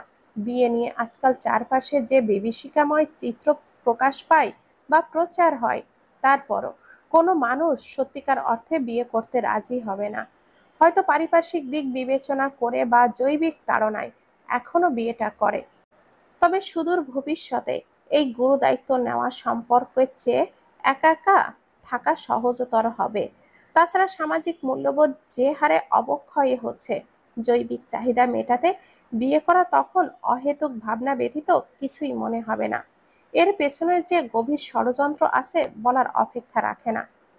সকালে ব্রেকফাস্ট করে জাওয়াত কোথায় বেরিয়েছে আরোয়া জানে না। সে যখন ঘুম থেকে উঠেছে, বেডসাইডে কেবলই একটা চিরকুট পেয়েছিল, যাতে লেখা ছিল, ব্রেকফাস্ট করে নিও। আরোয়া মনে হয় কথাটা সে মেসেজেও বলতে পারত, কিংবা কল দিয়ে। চিরকুট লেখার কি দরকার ছিল? কিন্তু এই প্রতিক্রিয়াটা মনোরম সুন্দর। প্রযুক্তির সহজতর জীবনধারায় এসব ছোটখাটো ব্যাপারগুলো মনের মধ্যে ভিন্ন অনুভূতির সঞ্চার ঘটায়। মানুষটা বিট সেকেন্ডেরও কম সময় ব্যয় করে লিখেছে মেসেজটা। টাইপ করার চেয়ে কলমটা হাতে নিয়ে লিখেছে। এটাই যেন আরোয়ার আনন্দের অন্যতম কারণ। ফোন কল আসতেই আরোয়ার ধ্যান ভাঙে। মাশাল্লাহ, দীর্ঘজীবী লাভ করুন বলেই কলটা রিসিভ করে বলে, আসসালামু আলাইকুম। ওয়ালাইকুম আসসালাম। কোথায় আছো? গার্ডেনে। আপনি চলে এসেছেন? না, আমি মাত্রই বের হলাম। লাঞ্চে কি খাবে? এখানকার ফুড ট্রাই করবা? হ্যাঁ। আপনি কি আমাকে নিতে আসবেন, নাকি গাড়ি পাঠাবেন? আমি আসবো, তুমি রেডি থাকো। আচ্ছা। দ্রুত নিজের রুমে গিয়ে তৈরি হতে শুরু করলো। জাওয়াদ রুমে ফিরে টেবিলের ওপরে টিউলিপ ফুলের তোড়াটা রাখলো। আরোয়া ফুলের তোড়াটা হাতে নিয়ে বলল, ফুল কেউ টেবিলের উপরে রেখে দেয় না, এটা হাতে দিতে হয়। তুমি ভুল ভাবছো, এটা আমি তোমার জন্য আনিনি। মিস্টার সিনজো এটা আমাকে দিলেন, তাই এনে রেখেছি। আরও আর ইচ্ছে হলো নিজের কপাল চাপড়ে দেওয়ার। সে কিভাবে আশা করলো যাওয়ার তার জন্য ফুল আনবে? বলদি বলদি বলদি, সে আসলেই এক নাম্বারের বলদি। মুখটা এমন বাংলার পাঁচ করে রেখেছো কেন? কি হয়েছে? কিছুই হয়নি। চলুন, কোথায় যাবেন? আমার খিদে পেয়েছে। জাওয়াদ ওর গালে মৃদু চাপ দিয়ে বলল, ফুলকো লুচির মতো গাল ফোলাও যখন, তখন অনেক কিউট লাগে। তাই বলে এমন চেপে ধরবেন? লাগলো বুঝি? না, ঢং করছি। আশ্চর্য, হব না? কি বললেন? আমি ঢং করি? আমি এটা কখন বললাম? তুমি নিজেই তো নিজেকে বেস্ট চেনো। কথার প্যাচ দিবেন না। আমি ঘুরিয়ে পেঁচিয়ে আমাকে ঢঙ্গি বলেছেন। আমি ঘুরিয়ে পিছিয়ে বলিনি, একদম সহজ বাংলায় তোমার কথার সমর্থন করেছি। আরও হাত দুটো তুলে আঁচড় কাটার ভঙ্গি করে দাঁত কিরমির করে বলল, মাঝে মধ্যে তো ইচ্ছে করে আপনাকে। বলো না, তুমি আমাকে চুমু দিতে চাও? সিরিয়াসলি ম্যান, আপনার এটা মনে হয়? আমার মনে করতে হবে কেন? তোমার ভাবভঙ্গি তো স্পষ্ট সেটাই বলে। আমার তো মনে হয় তোমার স্বপ্নে আমি আর ভার্জিন নই। আস্তাগফিরুল্লাহ, কি বলেন আপনি এইসব? যা সত্যি তাই বলছি। ঘুমের মধ্যে তুমি যা বলো, ওইসব যদি সত্যি হয়, তবে আমার ধারণা বিন্দুমাত্রও ভুল নয়। আরোয়া জাওয়াদের কথা শুনে হাঁ হয়ে গেল। এই লোক বলে কি এইসব? রাহেলাকে সবজি কাটতে বলে রোকেয়া চুলায় মাছ ভাজতে লাগলেন। তার বড় যা কোহিনূর চিকেন ম্যারিনেট করে রাখছেন। এমন সময় নাহিয়ান এসে বলল, আম্মু, মেয়েকে বিদায় করার ফায়সালা কি আমার সুবাদে জানাই? তুই আবার ওর সাথে ঝগড়া করে এসেছিস, তাই না? আমাকে তোমার ঝগড়ুটে মনে হয়? আমি সিধাসাদা মনের মানুষ। ওসব ঝগড়া বিবাদ আমার দ্বারা কখনো হয় না। আহা গো, সোনা গো, আমার সাদাসিধা মনের ছেলে।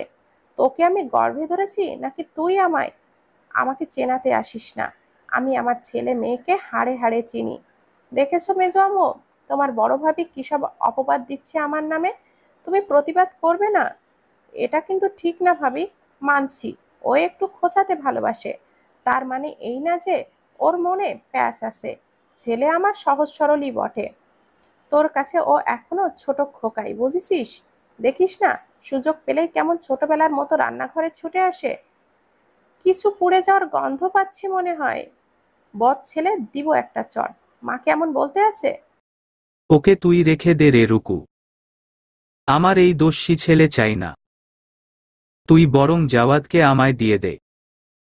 কে জানে ওরা কি হালে আছে, ছেলেটার পাগলামি কবে যে ঠিক হবে। তুমি চিন্তা করো না মেজো আম্মু, এবার ফিরলে দেখবে সব ঠিকঠাক। তাই যেন হয়। রেস্তোরাঁয় বসে মেনু কার্ড হাতে নিয়ে জাওয়াদ বলল, ঝাল খেতে পারো? মোটামুটি। কেন? স্পাইসি রামেন ট্রাই করবেন? বেশি ঝাল হবে? তা তো হবেই। না থাক, এত ঝাল খাবো না। শিওর? লোভ হচ্ছে তবে সাহসে কুলাচ্ছে না। না চাইলে থাক, দেখো কি খেতে চাও। আরওয়া নিজের পছন্দসই খাবার সিলেক্ট করলে জাওয়াদ সেসব অর্ডার দিল। আরওয়া কৌতূহলী গলায় বলল, শুনেছি এখানে একটা টেম্পল আছে, উমম মেইনজি জিঙ্গু মেইবি নাম। ওখানে বেড়াতে নিয়ে যাবেন প্লিজ। বিশেষত্ব শুনি। রোমান্টিক ব্যাপার, আপনি বুঝবেন বললে। আমাকে তোমার আনরোমান্টিক মনে হয়? অবশ্যই। জাওয়াদ চোখ ছোট করে আরওয়ার দিকে তাকালো। আরওয়া ডোন্ট কেয়ার মুডে বলল, সত্যিকে মেনে নেওয়ার মতো সাহসী হয়ে উঠুন। যা সত্যি তা দিনের আলোর মতো সত্যি। ওটাকে ঢেকে রাখা সম্ভব নয়। ঠিক আছে সত্যবাদী আরওয়া ম্যাম, মেনে নিলাম আপনার চোখে এটা ধ্রুব সত্যি। আমার চোখেই কেবল। অন্যদের চোখে বুঝি ভিন্ন। যেটা জিজ্ঞাসা করলাম ওটাই তো বললে না। ওহ হ্যাঁ, ওই টেম্পলটা মূলত সম্রাট মেইজি ও তার স্ত্রীকে উৎসর্গ করে নির্মাণ করা হয়েছে। ওখানে নাকি লোকেরা নিজেদের ইচ্ছা কাঠের বোর্ডে লিখে গাছে ঝুলিয়ে দেয়। আমার কাছে ব্যাপারটা খুব রোমান্টিক মনে হলো, তাই আর কি। ওহ আচ্ছা, তোমার ইচ্ছে যখন তখন যাব, সমস্যা নেই। থ্যাঙ্কস। ওয়েলকাম। খাওয়া শেষে ওরা অনেকটা পথ হেঁটে ঘুরে বেড়ালো। স্থানীয় মার্কেট থেকে টুকটাক কেনাকাটাও করল। সবশেষে যখন হোটেলে ফিরল রাত প্রায় 9টা বেজে গেছে। হোটেলে এসে দেখে সাম্য অসহায়ের মতো এক কোণে বসে কফি পান করছে। আরওয়া হাসিমুখে বলল, সাম্য ভাইয়া, আপনার জন্য আমি একটা গিফট এনেছি। দেখুন তো পছন্দ হয় কিনা। সাম্য জিজ্ঞাসু দৃষ্টিতে জাওয়াদের দিকে তাকালো। জাওয়াদ নিতে বললে ও গিফটের প্যাকেটটা নিয়ে বলল, আপনাকে অসংখ্য ধন্যবাদ ম্যাম। তুমি সবার জন্য গিফট নিলে, আমার জন্য কিছু নিলে না যে। আপনার জন্য কি গিফট নিব আইডিয়া নেই, তাই নিলাম না। আমি তো সাথে ছিলাম, জিজ্ঞাসা করতে পারতে। সেটাই তো, আপনি তো সাথে ছিলেন, চাইলেই নিজের পছন্দমতো কিনে নিতে পারতেন। যেহেতু কিছুই কিনেননি তার মানে আপনার পছন্দের কিছু সেখানে ছিল না। অবিবেচক মেয়ে একটা। রুমে ঢুকতেই জাওয়াদের চক্ষু চরকাচ। পুরো রুম লাল গোলাপের পাপড়ি দিয়ে সাজানো। চারদিকে সুগন্ধি মোমবাতি আর টেবিলে শ্যাম্পেইন রাখা। জাওয়াদ দরজায় গিয়ে রুম নাম্বার চেক করে দেখল ওরা ভুল করে অন্য কারো রুমে ঢুকে গেল কিনা। আরওয়া ওর পেছনে এসে বলল, কি ব্যাপার, ভেতরে না গিয়ে বাইরে দাঁড়িয়ে আছেন কেন? আমাদের রুম এক্সচেঞ্জ হয়েছে বোধহয়। দাঁড়াও, আমি রিসিপশনে কল দেই। রুম এক্সচেঞ্জ হয়নি। আমিই বলেছিলাম ডেকোরেট করতে। বলেই সে ভেতরে ঢুকে গেল। জাওয়াদ ওর পিছু পিছু ভেতরে ঢুকে বলল, হঠাৎ এমন ডেকোরেশন, এর কারণ কি? হানিমুন ফিল পাওয়ার জন্য। আমার তো একটুও মনে হচ্ছে না হানিমুনে এসেছি। তাই ওনাদের বললাম একটু ফুল পাতা দিয়ে সাজিয়ে দিন, বড় উপকার হবে। ওনারা দেখি অনেক দয়াশীল, শুধু ফুলপাতা দেয় নাই, আরও অনেক কিছু দিয়েই সাজিয়েছে। আহা, আমি তো কৃতজ্ঞ হয়ে গেলাম তাদের প্রতি। জাওয়াদ ওর দিকে বিস্মিত চোখে চেয়ে রইল। আরওয়া লাগেজ থেকে নিজের পছন্দমতো একটা শাড়ি বের করে পরে নিল। তারপর বেশ মন দিয়ে মেকআপ করে, চুল আঁচড়ে ম্যাচিং গয়না পরল। সাজগোজ শেষে জাওয়াদের সামনে দাঁড়িয়ে বলল, কেমন লাগছে? সব ঠিকঠাক তো? ভালোই। ভালোমতো দেখে বলুন, কোনো খামতি আছে কিনা? ঠিকই তো আছে। শিওর? না, মেয়েটা যখন এভাবে বলছে তার মানে ঘাপলা আছে। সে মনোযোগ দিয়ে আরওয়ার দিকে তাকালো। সাদা রঙের শিফন শাড়িতে নীল অপরাজিতা ফুল ছাপা, কানে গলায় ম্যাচ করা নীল পাথরের গয়না। সাজ বলতে চোখে টানা করে আই লাইনার দেওয়া, আর ঠোঁটে হালকা লিপস্টিক, চুলগুলো খোপা করে রাখা। পর্যবেক্ষণ শেষে জাওয়াদের মনে হলো এই কস্টিউমের সাথে খোলা চুলেই বেশি মানাতো। দেখা শেষ। পেলেন কিছু? মেয়েদের সাজগোজের ব্যাপারে আমার ধারণা কম, তবে আপাতত মনে হচ্ছে তোমার চুল খোলা রাখলেই ভালো লাগবে। তাই? বেশ, তো খোপাটা খুলে দিন। আমি? পারবেন না। পারব। আরওয়া তার দিকে পিঠ করে সামনে দাঁড়াল। জাওয়াদ ওর খোপা খুলে দিয়ে চুলগুলো সারা পিঠময় ছড়িয়ে দিল। আরওয়া মিষ্টি হেসে বলল, ধন্যবাদ, নিন এখন আমার বেশ কিছু ছবি তুলুন। অবশ্যই, যেন ব্যাকগ্রাউন্ড পুরোটা আসে। তুমি জাস্ট ছবি তুলতে এত আয়োজন করলে। অবশ্যই, হানিমুনে এসেছি যে ডেমো রাখতে হবে না। এসব ডেকোরেশন তো আর বারবার হয় না। দেখি কথা না বাড়িয়ে তাড়াতাড়ি ছবি তুলুন। সুন্দর করে তুলবেন, অ্যাঙ্গেল যেন ঠিকঠাক হয়। জাওয়াদ আরওয়ার ফোন নিয়ে বেশ কিছু ছবি তুলল, আরওয়াও হাসিমুখে নানারকম পোজ দিয়ে যাচ্ছে। সিঙ্গেল অনেক তুলেছি, এবার আসুন কাপল ফটো তুলি। সেলফি নিন। একদম সুখী দম্পতির মতো ভান করবেন ওকে। আরওয়া ওর ক্লোজ হয়ে কাপলের মতো দাঁড়ালো। জাওয়াদ ভ্রু কুঁচকে বলল, এসব করা কি খুব দরকার? ওহো, এত কথা বলেন না আপনি।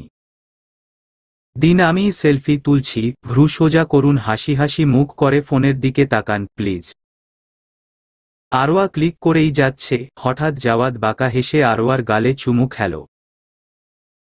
আরওয়া চোখ বড় বড় করে জাওয়াদের দিকে তাকিয়ে বলল, এটা কি হলো? আপনি আমায় চুমু দিলেন কেন? বারে, তুমি একাই হানিমুনের ফিল নিবা, আমি নিব না। আরওয়া ফোন রেখে তার চোখে চোখ রেখে বলল, আমি কি আপনাকে একবারও বারণ করেছি? বারণ করনি বলছো? অবশ্যই করিনি, ইনফ্যাক্ট সবসময় এগিয়ে এসেছি, যেমন আজ এলাম। জাওয়াদ ওর কপালে আঙ্গুল ছুঁয়ে বলল, তোমাকে এখন ভীষণ সুন্দর লাগছে। আরওয়া জাওয়াদের গলা জড়িয়ে আদুরে গলায় বলল, সত্যি বলছেন? তবে সমস্যা একটাই সমস্যা, সাদা রংটা কেমন জানি ভুতুড়ে লাগে। মনে হচ্ছে তুমি পুরনো কটেজে সাদা শাড়ি পরে ঘুরে বেড়ানো অতৃপ্ত আত্মা। ভাগ্যিস সবুজ পাতায় নীল অপরাজিতাটা আছে। আপনি আমায় পেতনি বোঝালেন। আমি কিন্তু নাম বলিনি, তুমি নিজেই বললে। ধুরর, আপনার থেকে ভালো কিছু আশা করাই ভুল। বলেই সে সরে যেতে নিল। জাওয়াদ হেঁচকা টানে তাকে বুকের মাঝে শক্ত করে জড়িয়ে ধরে বলল, রাগ মানুষকে ধ্বংস করে। তোমার মতো মোমের পুতুল হলে তো কথাই নেই। সেই তাপে পুড়িয়ে নিঃশেষ করে ফেলে। আরওয়া ওর বাহুবন্ধন থেকে ছাড়া পাওয়ার জন্য ছটফট করতে লাগল। দৃঢ় গলায় বলল, আপনি একটা বদলোক, নিজেই আগুন লাগাবেন আবার নিজেই নীতিবাক্য বলতে আসবেন, ছাড়ুন আমাকে। যে আগুন জ্বালায় সেই আগুন নেভাতে পারে ম্যাম। তার থেকে দূরে সরলে হবে। ঢং করবেন না বলে দিচ্ছি, আপনি সবসময় এমন করেন, মেজাজ খারাপ না করলে আপনার শান্তি হয় না। রাগের চোটে আরওয়ার চোখে পানি চলে এসেছে। এটা কেমন অসহ্যকর ব্যাপার। দুঃখ পেলে চোখের পানি কন্ট্রোল করা গেলেও রাগের বেলা যায় না। চোখ যেন শত্রুতামি করে, অঝোর ধারায় পড়তেই থাকে বিব্রত করতে। আরওয়া চাইছে না জাওয়াদ ওর কান্না দেখুক। নিজেকে ছিচকাদুনে প্রমাণ করার বিন্দুমাত্র ইচ্ছা ওর নেই। পরিস্থিতি নিয়ন্ত্রণের বাইরে চলে যাচ্ছে টের পেতেই জাওয়াদ দ্রুত ও ঠোঁট জোড়া দখলে নিল। লেলিহান আগুনে বরফ শীতল পানি পড়ার মতোই আরওয়ার রাগ ক্ষোভ দপ করে নিভে গেল। সে পরম আবেশে চোখ বন্ধ করে অপার্থিব অনুভূতির জোয়ারে হারিয়ে গেল মুহূর্তেই। বাঘিনীকে বশে আনার উপায়ে জাওয়াদ সাহেব ভালোই রপ্ত করেছেন। বেশ কিছু সময় অতিবাহিত হবার পর জাওয়াদ ধীরে ধীরে তাকে ছেড়ে দিল। আরওয়া সাথে সাথে ওর শার্টের কলার আঁকড়ে ধরল। ওর আবেদনময় দৃষ্টির ভাষা বুঝতে জাওয়াদের সময় লাগল না। তবুও বাজিয়ে দেখতে বলল, কি? আমার ভালো লাগছে না, একদম ভালো লাগছে না, আমি বোধহয় মরে যাব। জাওয়াদ ওকে কোলে তুলে বলল, কেন ভালো লাগছে না শুনি? আপনি আমাকে ভালোবাসেন না কেন? কি হয় একটু ভালোবাসলে? জাওয়াদ তাকে বিছানায় শুইয়ে বলল, তুমি একা ক্ষতবিক্ষত হও না আরওয়া, আমাকেও ক্ষতবিক্ষত করো। তোমাকে ভালোবাসলে আমার কি হবে বুঝতে পারছো? আরওয়া উঠে ওর শার্টের বোতাম খুলে বুকের মাঝখানে পয়েন্ট করে বলল, এই পাথরের বুকটায় আরওয়ার নামে ফুল ফুটুক। এই মনের সবটা জুড়ে কেবল আরওয়া থাকুক। জাওয়াদ মুঠোভর্তি গোলাপের পাপড়ি নিয়ে আরওয়ার মাথার উপর ধীরে ধীরে ফেলতে লাগল। নরম পাপড়ির ছোঁয়ায় সে চোখ বুজে ফেলল। জাওয়াদ ওর মুখ আজলায় ভরে গভীর দৃষ্টিতে তাকিয়ে বলল, আমাকে বড্ড জ্বালাও তুমি। আমি ততটাও পাথুরে নই যতটা তুমি ভাবছ। এখন যা হবে তার দায়ভার সম্পূর্ণ তোমার, আমাকে কিন্তু পরে দোষারোপ করতে পারবে না। আপনাকে আমি দোষারোপ করব কেন? আমি আপনার জন্য হালাল। আমার উপর আপনার পূর্ণ হক আছে। আপনার আহ্বানে সাড়া না দেওয়া বরং আমার জন্য পাপ হবে। অনুমতি দিচ্ছ তাহলে? আরওয়া নিজের হাত দিয়ে ওর চোখ ঢেকে বলল, আপনি এভাবে তাকাবেন না, আমার লজ্জা লাগছে। জোবায়ের সাহেব পত্রিকার হেডলাইনগুলোয় চোখ বুলিয়ে যাচ্ছে। একটু পরেই তিনি অফিসের উদ্দেশ্যে রওনা হবেন। সালমা বেগম স্বামীর প্রয়োজনীয় জিনিসপত্র হাতের কাছে এগিয়ে রেখে বললেন, কুহুর জন্য একটা সম্বন্ধ আসছে, ওর বড় মামা আনল। আপনি অনুমতি দিলে উনাদের আসতে বলবো। বায়োডাটা কই দেখি? সালমা বেগম তৈরিই ছিলেন, দ্রুত বায়োডাটা এগিয়ে দিলেন। জোবায়ের সাহেব মনোযোগ দিয়ে সবটা দেখলেন। তারপর বললেন, আসতে বলো, দেখা সাক্ষাৎ করে দেখি। আল্লাহর হুকুম থাকলে হবে, না হয় হবে না। সালমা হাসিমুখে বললেন, হ্যাঁ সেটাই। জাওয়াদের বুকের মাঝে গুটিসুটি হয়ে শুয়ে আছে আরওয়া। নির্ঘুম রাত্রিযাপনে দুজনেই ক্লান্ত পরিশ্রান্ত। স্বর্গীয় সুখানুভূতিতে দেহমন তৃপ্ত হলেও চোখের পাতা এক হচ্ছে না কারোই। জাওয়াদ আলতোভাবে আরওয়ার চুলে বিলি কেটে দিচ্ছে আর সে মন দিয়ে তার হৃদস্পন্দন শুনছে। ঘুমোবেন না? এখন ঘুমালে মিটিংটা মিস হয়ে যাবে, তুমি বরং ঘুমাও। জাওয়াদের বুকে নাক ঘষে বলল, আজ না গেলে হয় না। সেটাই ভাবছিলাম, কোনোভাবে পোস্টপোন করা যায় কি না। সাম্য ভাইয়াকে বলে দিন, এত চিন্তা ভাবনার কি আছে? জাওয়াদ ওর কপালে চুমু খেয়ে বলল, দাদা সাহেবের কাজ ফেলে রাখতে সাহস হয় না। আরওয়া উঠে বসল। দু হাতে চুলে ক্লিপ আটকে বলল, আমি সাম্য ভাইয়াকে নক করে বলছি মিটিংটা বিকেলের দিকে করতে। আপনি এখন নিশ্চিন্তে ঘুমান। জাওয়াদ মুচকি হেসে বলল, ঘড়ি দেখেছ? এখনো ভোর হয়নি। ওকে এখন নক করার মানে বোঝো। বোকা মেয়ে একটা। আরওয়া ঘড়ির দিকে তাকিয়ে জিভ কেটে বলল, আসলেই তো। আমার কাছে তো মনে হয়েছে অনেক লম্বা সময় পার হয়ে গেছে। কিন্তু সময় তো খুব স্লো, তাই না? আরওয়া তার হাতটা টেনে নিজের গালে ছুঁয়ে বলল, আই উইশ আপনার সঙ্গে কাটানো মুহূর্তগুলো এমনিভাবে অনেক লম্বা হোক। পাপিয়া পাত্রের ছবি দেখে বলল, আপু উনি তো দেখতে সেই। তোর পছন্দ হয়েছে? দুলাভাই হিসেবে আমার তো বেশ পছন্দ হয়েছে। কুহু বইপত্র গোছাতে গোছাতে বলল, বেশি পছন্দ হলে বলে দে, তোর জন্য দেখতে বলি। তুই কেমন রে আপু, আমি কি বলেছি আমার জন্য পছন্দ হয়েছে?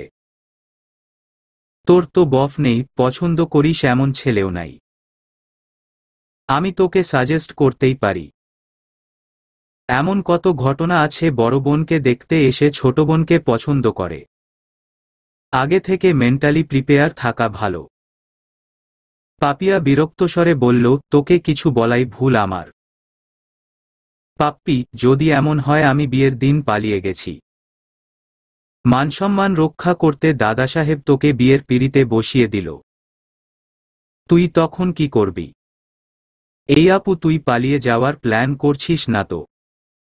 খবরদার ওটা করিস না। আমি বলির পাঠা হতে পারবো না। মন্দ কি ছেলে তো তোর ভালোই লেগেছে? না, একটুও ভালো লাগেনি। আর শোন, দেখতে আসলেই বিয়ে হয় না। তোর পছন্দের কেউ থাকলে বড় ভাইয়াকে বল। ভাইয়া ঠিকই ব্যবস্থা নিবে। অযথা অ্যাডভেঞ্চারিং কিছু করার চিন্তা করিস না। তুই খুব ভীতু রে পাপ্পি, এইটুকুতেই তোর হালুয়া টাইট হয়ে গেছে। সত্যি করে বল তো, তুই আসলেই সিঙ্গেল? এমন ভয় তো মিঙ্গেল রাপায় তুই পাচ্ছিস কেন? কারো সঙ্গে কমিটেড আছিস? আরে না, তেমন নয়। আমার তো মনে হচ্ছে না। পাপিয়া ভ্রু কুঁচকে বলল, নিজেরটা আমার উপর চাপাইস না। তোর মনে শয়তানি চলতেছে বলে সবাইকে তেমন ভাবিস না। কুহু ওর কথা শুনে হেহে করে হাসতে লাগল। বলছিলাম কি স্যার, সত্যিই আপনি দেশে ফিরে আমাকে বের করে দিবেন? জাওয়াদ ফোনের দিকে চেয়ে থেকেই বলল, তোমার সঙ্গে রসিকতা করার মতো রিলেশন নিশ্চয়ই আমার নয়। স্যার প্লিজ এমন করবেন না, আপনি তো জানেন আমি কত লয়াল এমপ্লয়। আমার এত দিনের ডেডিকেশন দেখে একটু হলেও কনসিডার করুন প্লিজ। জাওয়াদ ওর দিকে শান্ত দৃষ্টিতে তাকাল। সাম্য সাথে সাথে চুপ হয়ে গেল। জাওয়াদের এই নীরব চাহনি সে প্রচুর ভয় পায়। মনে মনে ভাবতে থাকে কোথায় কোথায় সিভি জমা দিলে দ্রুত চাকরি মিলবে। ওকে অবাক করে দিয়ে জাওয়াদ বলল, তোমাকে একটা সুযোগ দিচ্ছি, যদি কাজটা করে আমাকে স্যাটিসফাইড করতে পারো তবে। I will try my best. আপনি বলে তো দেখুন। আরোয়ার জন্য একটা ভালো ডিনারের আয়োজন করো। আপনি বলতে চাইছেন আপনাদের জন্য? আপনি একদম চিন্তা করবেন না। আমি এই শহরের বেস্ট শেফদের হায়ার করব। আজকে রাতের ডিনারটা ম্যাম কোনোদিন ভুলবেন না। Good luck. আরোয়া রেজোর্টের ডাইনিং স্পেসে বসে কফি পান করছে। সামনের টেবিলে থাকা একটি বাচ্চা মেয়ে একটু পরপর ওর দিকে তাকায়, আবার চোখাচোখি হতেই চোখ সরিয়ে ফেলে। আরোয়া ব্যাপারটা বেশ উপভোগ করছে। ওর ইচ্ছে করছে মেয়েটাকে ভরকে দিতে। কিন্তু সেটা করবার আগেই জাওয়াদ সেখানে উপস্থিত হল। জাওয়াদ নিজের জন্য কফি অর্ডার করে কোচে হেলান দিয়ে বসল। আপনার কাজ শেষ হতে আর কতদিন লাগবে? এই তো আর 2-3 দিন। কেন, ভালো লাগছে না এখানে? না, এমনি জিজ্ঞাসা করলাম। আচ্ছা। কফি পান শেষে জাওয়াদ বলল, আরোয়া মিউজিয়াম পছন্দ করো? করব না কেন? যাবেন নাকি? চলো যাই। বেশ তো চলুন। টোকিও ন্যাশনাল মিউজিয়াম জাপানের প্রাচীন সংস্কৃতি ও ঐতিহ্যের নিদর্শন হয়ে আছে। জাপানিজরা তাদের অতীতের বিভিন্ন মিথ মনেপ্রাণে বিশ্বাস করে এবং তাদের বর্তমান জীবনেও সেটার প্রভাব লক্ষণীয়। তাদের আচার অনুষ্ঠানগুলো সেটারই প্রমাণ দেয়। আধুনিক সভ্যতার সাথে অতীতের সভ্যতার মেলবন্ধনে জাপান হয়ে উঠেছে অনন্য। মিউজিয়াম পরিদর্শন করে জাওয়াদের কাছে এমনটাই মনে হল। সেখান থেকে বেরিয়ে ওরা হালকা স্ন্যাক্স করল। সাম্যর টেক্সট পেয়ে আরওয়াকে নিয়ে লোকাল ট্রান্সপোর্টে করেই নির্দিষ্ট রেস্টুরেন্টের উদ্দেশ্যে রওনা দিতেই আরওয়া বলল, আমরা কোথায় যাচ্ছি? গাড়িতে না উঠে বাসে উঠলেন যে? গাড়িতে বোর লাগছিল তাই ভাবলাম লোকালে চড়ে দেখি। ওহ আচ্ছা। এই আরওয়া, তুমি তো ডোরেমন পছন্দ করো তাই না? আপনি কিভাবে জানলেন? তোমার রুমে ডোরেমনের ছবিযুক্ত অনেক কিছুই দেখেছিলাম, তাই গেস করলাম আর কি। হ্যাঁ, আমি ডোরেমন অনেক পছন্দ করি। আই উইশ আমার একটা ডোরেমন থাকতো। যা চাইতাম তাই ওর পকেট থেকে বের করে দিত। কি মজা হতো, তাই না? ওর কোন গ্যাজেটটা তোমার সবচেয়ে পছন্দ? Time machine. আমার কাছে টাইম মেশিন থাকলে সুযোগ পেলেই আমি অতীতে গিয়ে ঘুরে আসতাম, কত মজা হতো। জাওয়াদ হেসে বলল, তুমি আসলেই বাচ্চা। তা ডোরেমনের শহরে এসেছো, ওদের বাসা দেখবে না? ওদের বাসা সত্যি আছে। ট্যুরিস্টদের জন্য ওরকম করে তৈরি করা হয়েছে শুনেছিলাম। খোঁজ নিয়ে দেখতে হবে। তুমি চাইলে কাল ওখানে যাব কেমন? ওয়াও, আমি খুব এক্সাইটেড, সত্যি সত্যি ওদের বাসা দেখব ভাবতেই আনন্দ লাগছে। রেস্টুরেন্টে প্রবেশ করতেই তাদের ফুল দিয়ে স্বাগত জানানো হলো। আরোয়া অবাক হয়ে বলল, এখানে কোনো অনুষ্ঠানে চলছে নাকি? হঠাৎ এত ফুল দিল যে? তোমাকে বোধহয় উনাদের পছন্দ হয়েছে, তাই ফুল দিয়ে বরণ করল। এহহ, মজা করছেন আমার সঙ্গে? জাওয়াদ হাত বাড়িয়ে বলল, চলো ভেতরে যাই। আরোয়া খুশিমনেই ওর বাহু জড়িয়ে ভেতরে ঢুকল। বাহারি ফুলে বেশ সুন্দর করে সাজানো হয়েছে রেস্টুরেন্টটি, লণ্ঠনের আলোয় চারদিকটা ভীষণ মায়াময় লাগছে। আরোয়া ঘুরে ঘুরে সবকিছু দেখতে লাগল। এত সুন্দর একটা রেস্টুরেন্টে একটা মানুষও নেই ভেবে খানিকটা অবাকই হলো বটে। আফসোসের স্বরে বলল, আপনি কি না জেনেই এই রেস্টুরেন্টে এলেন? এখানে বোধহয় খাবার বিশেষ সুবিধার না। দেখুন না, এত সুন্দর পরিবেশ অথচ একটা কাস্টমারও নেই। আসলেই তো ভুল চুজিং ছিল, চলো বেরিয়ে যাই। না, এটা সুন্দর, খাবার খেয়ে দেখি আগে, এমনও হতে পারে খাবার খারাপ না। না জেনেই ভরসা করা কি ঠিক হবে? সবকিছু তো আগে থেকে জানা থাকে না, দাদিজান বলেন, ধাক্কা না খেলে কেউ পাক্কা হয় না। এখানে তোমার ধাক্কা খাওয়ার প্রয়োজন তো দেখছি না, অপশন অনেক আছে। আরোয়া ওর পেছনের দেয়ালটা পয়েন্ট করে বলল, ওই দেখুন। জাওয়াদ পেছনে ফিরে দেখল খুব সুন্দর কার্ডে তাদের নাম লেখা। এটা আপনি বুকিং করেছেন, তাই না? অথচ এমন ভান করছেন যেন কিছুই জানেন না। জাওয়াদ উত্তরে কেবল হাসল। বেশ কয়েকজন শেফ নিয়ে ওখানকার ম্যানেজার উপস্থিত হলেন। জানালেন উনারাই আজ তাদের জন্য ডিনার প্রস্তুত করছে। তারপরই ওয়েটার এসে এক এক করে বিভিন্ন খাবার সাজিয়ে দিয়ে গেল। জাওয়াদ চেয়ার টেনে তাকে বসিয়ে নিজেও অপর চেয়ারে বসল। মৃদু সুরে বাজতে লাগলো জাপানের ঐতিহ্যবাহী গান। সময়টা দারুণ উপভোগ্য হয়ে উঠল। একটু পরেই কুহুকে দেখতে পাত্রপক্ষ আসবে। ওদের জন্য সোনারগাঁও হোটেল থেকে খাবার এসেছে, বাসায়ও বেশ কিছু আইটেম করা হয়েছে। কোহিনূর এই সম্বন্ধটা নিয়ে ভীষণ এক্সাইটেড। তার মতে কুহুর জন্য এর চেয়ে ভালো পাত্র হয় না। তার ভাইয়ের পক্ষ থেকে এসেছে বলেই এই বাড়তি আনন্দ কিনা সেটা আপাতত বোঝা যাচ্ছে না। তবে এখানে বিয়ে হলে উনার ভাইয়ের ইমেজ সুন্দর হবে এমনটাই ধারণা তার। পাপিয়া কুহুর রুমে বসে আছে। অন্য কোনো ওকেশনে কুহু ঘণ্টা তিনেক আগে থেকেই সাজতেন বসে গেলেও আজ তার হোলদোল নেই।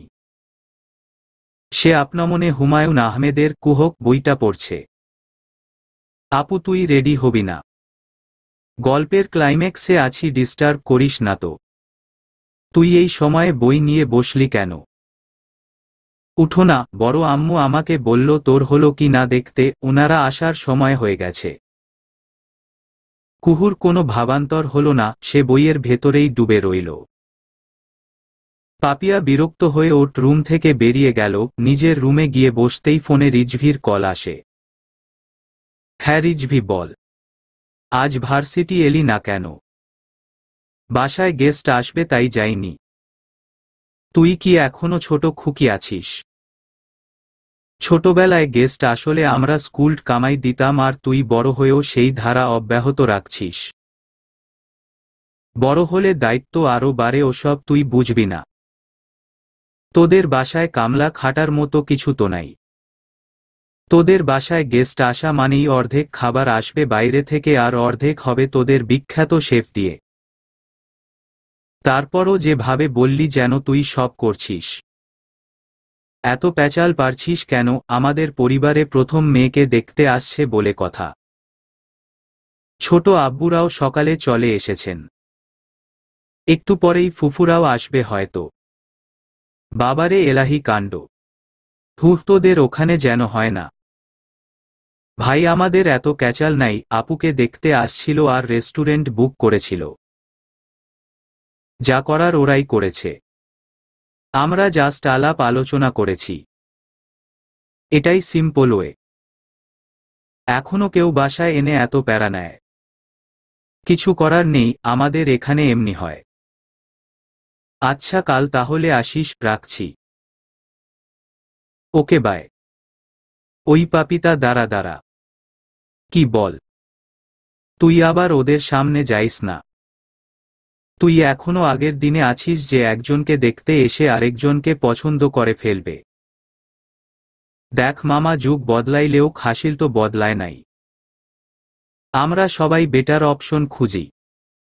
যদিও কুহু আপু দেখতে তোর চেয়ে বেটার, কিন্তু কিছু আবাল আছে বুঝলি, যাদের চোখে তুই আটকাবি। বলছে তোরে।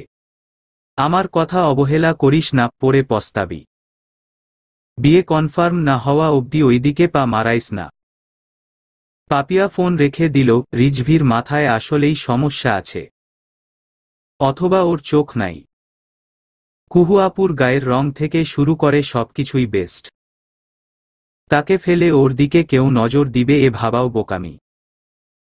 যদিও সে দেখতে কোনো অংশে কম না, তবে কুহুর তুলনায় কমই। জাওয়াদ ল্যাপটপে কি সব টাইপ করাই বিজি।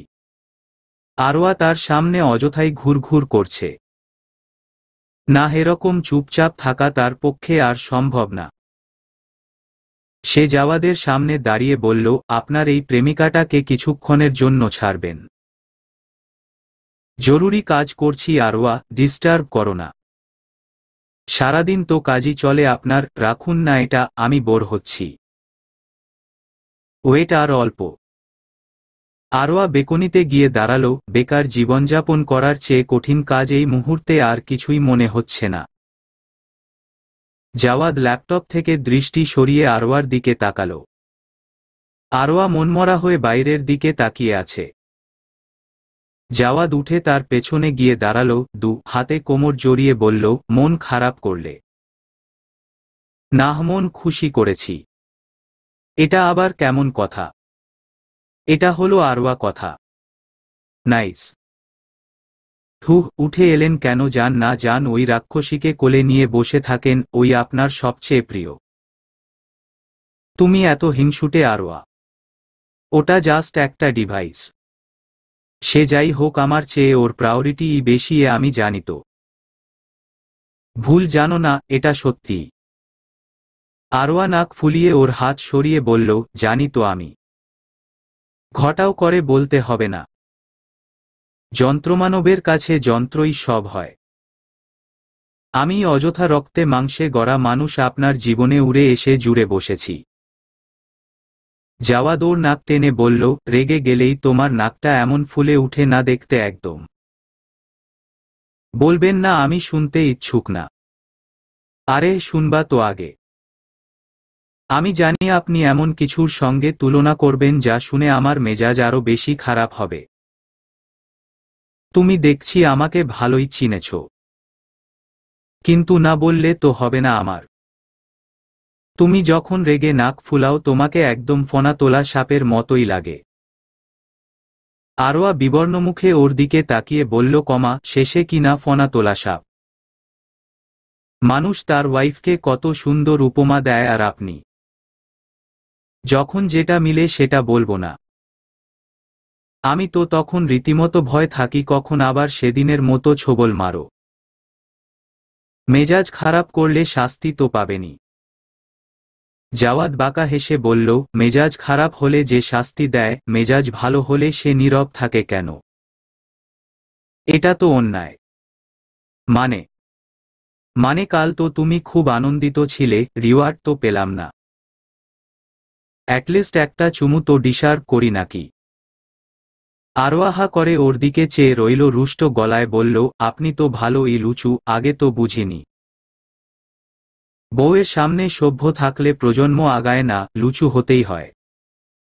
এহহ, এতদিন তো ঠিকই রোবট ছিলেন, অনুভূতি এলো কবে? অনুভূতি ছিল না মানছি, তবে রোবট নই। রোবট হলে তোমায় হুটহাট চুমু খেতাম না, এইটুকু বোঝা উচিত ছিল। সবকটা তো রাগের বশেই ছিল আপনার। বড় হও সোনা, তুমি এখনো অনেক পিচ্ছি। আরোয়া নিজের মাথা ঘষে বলল, আমি মোটেও পিচ্ছি না। চলবে।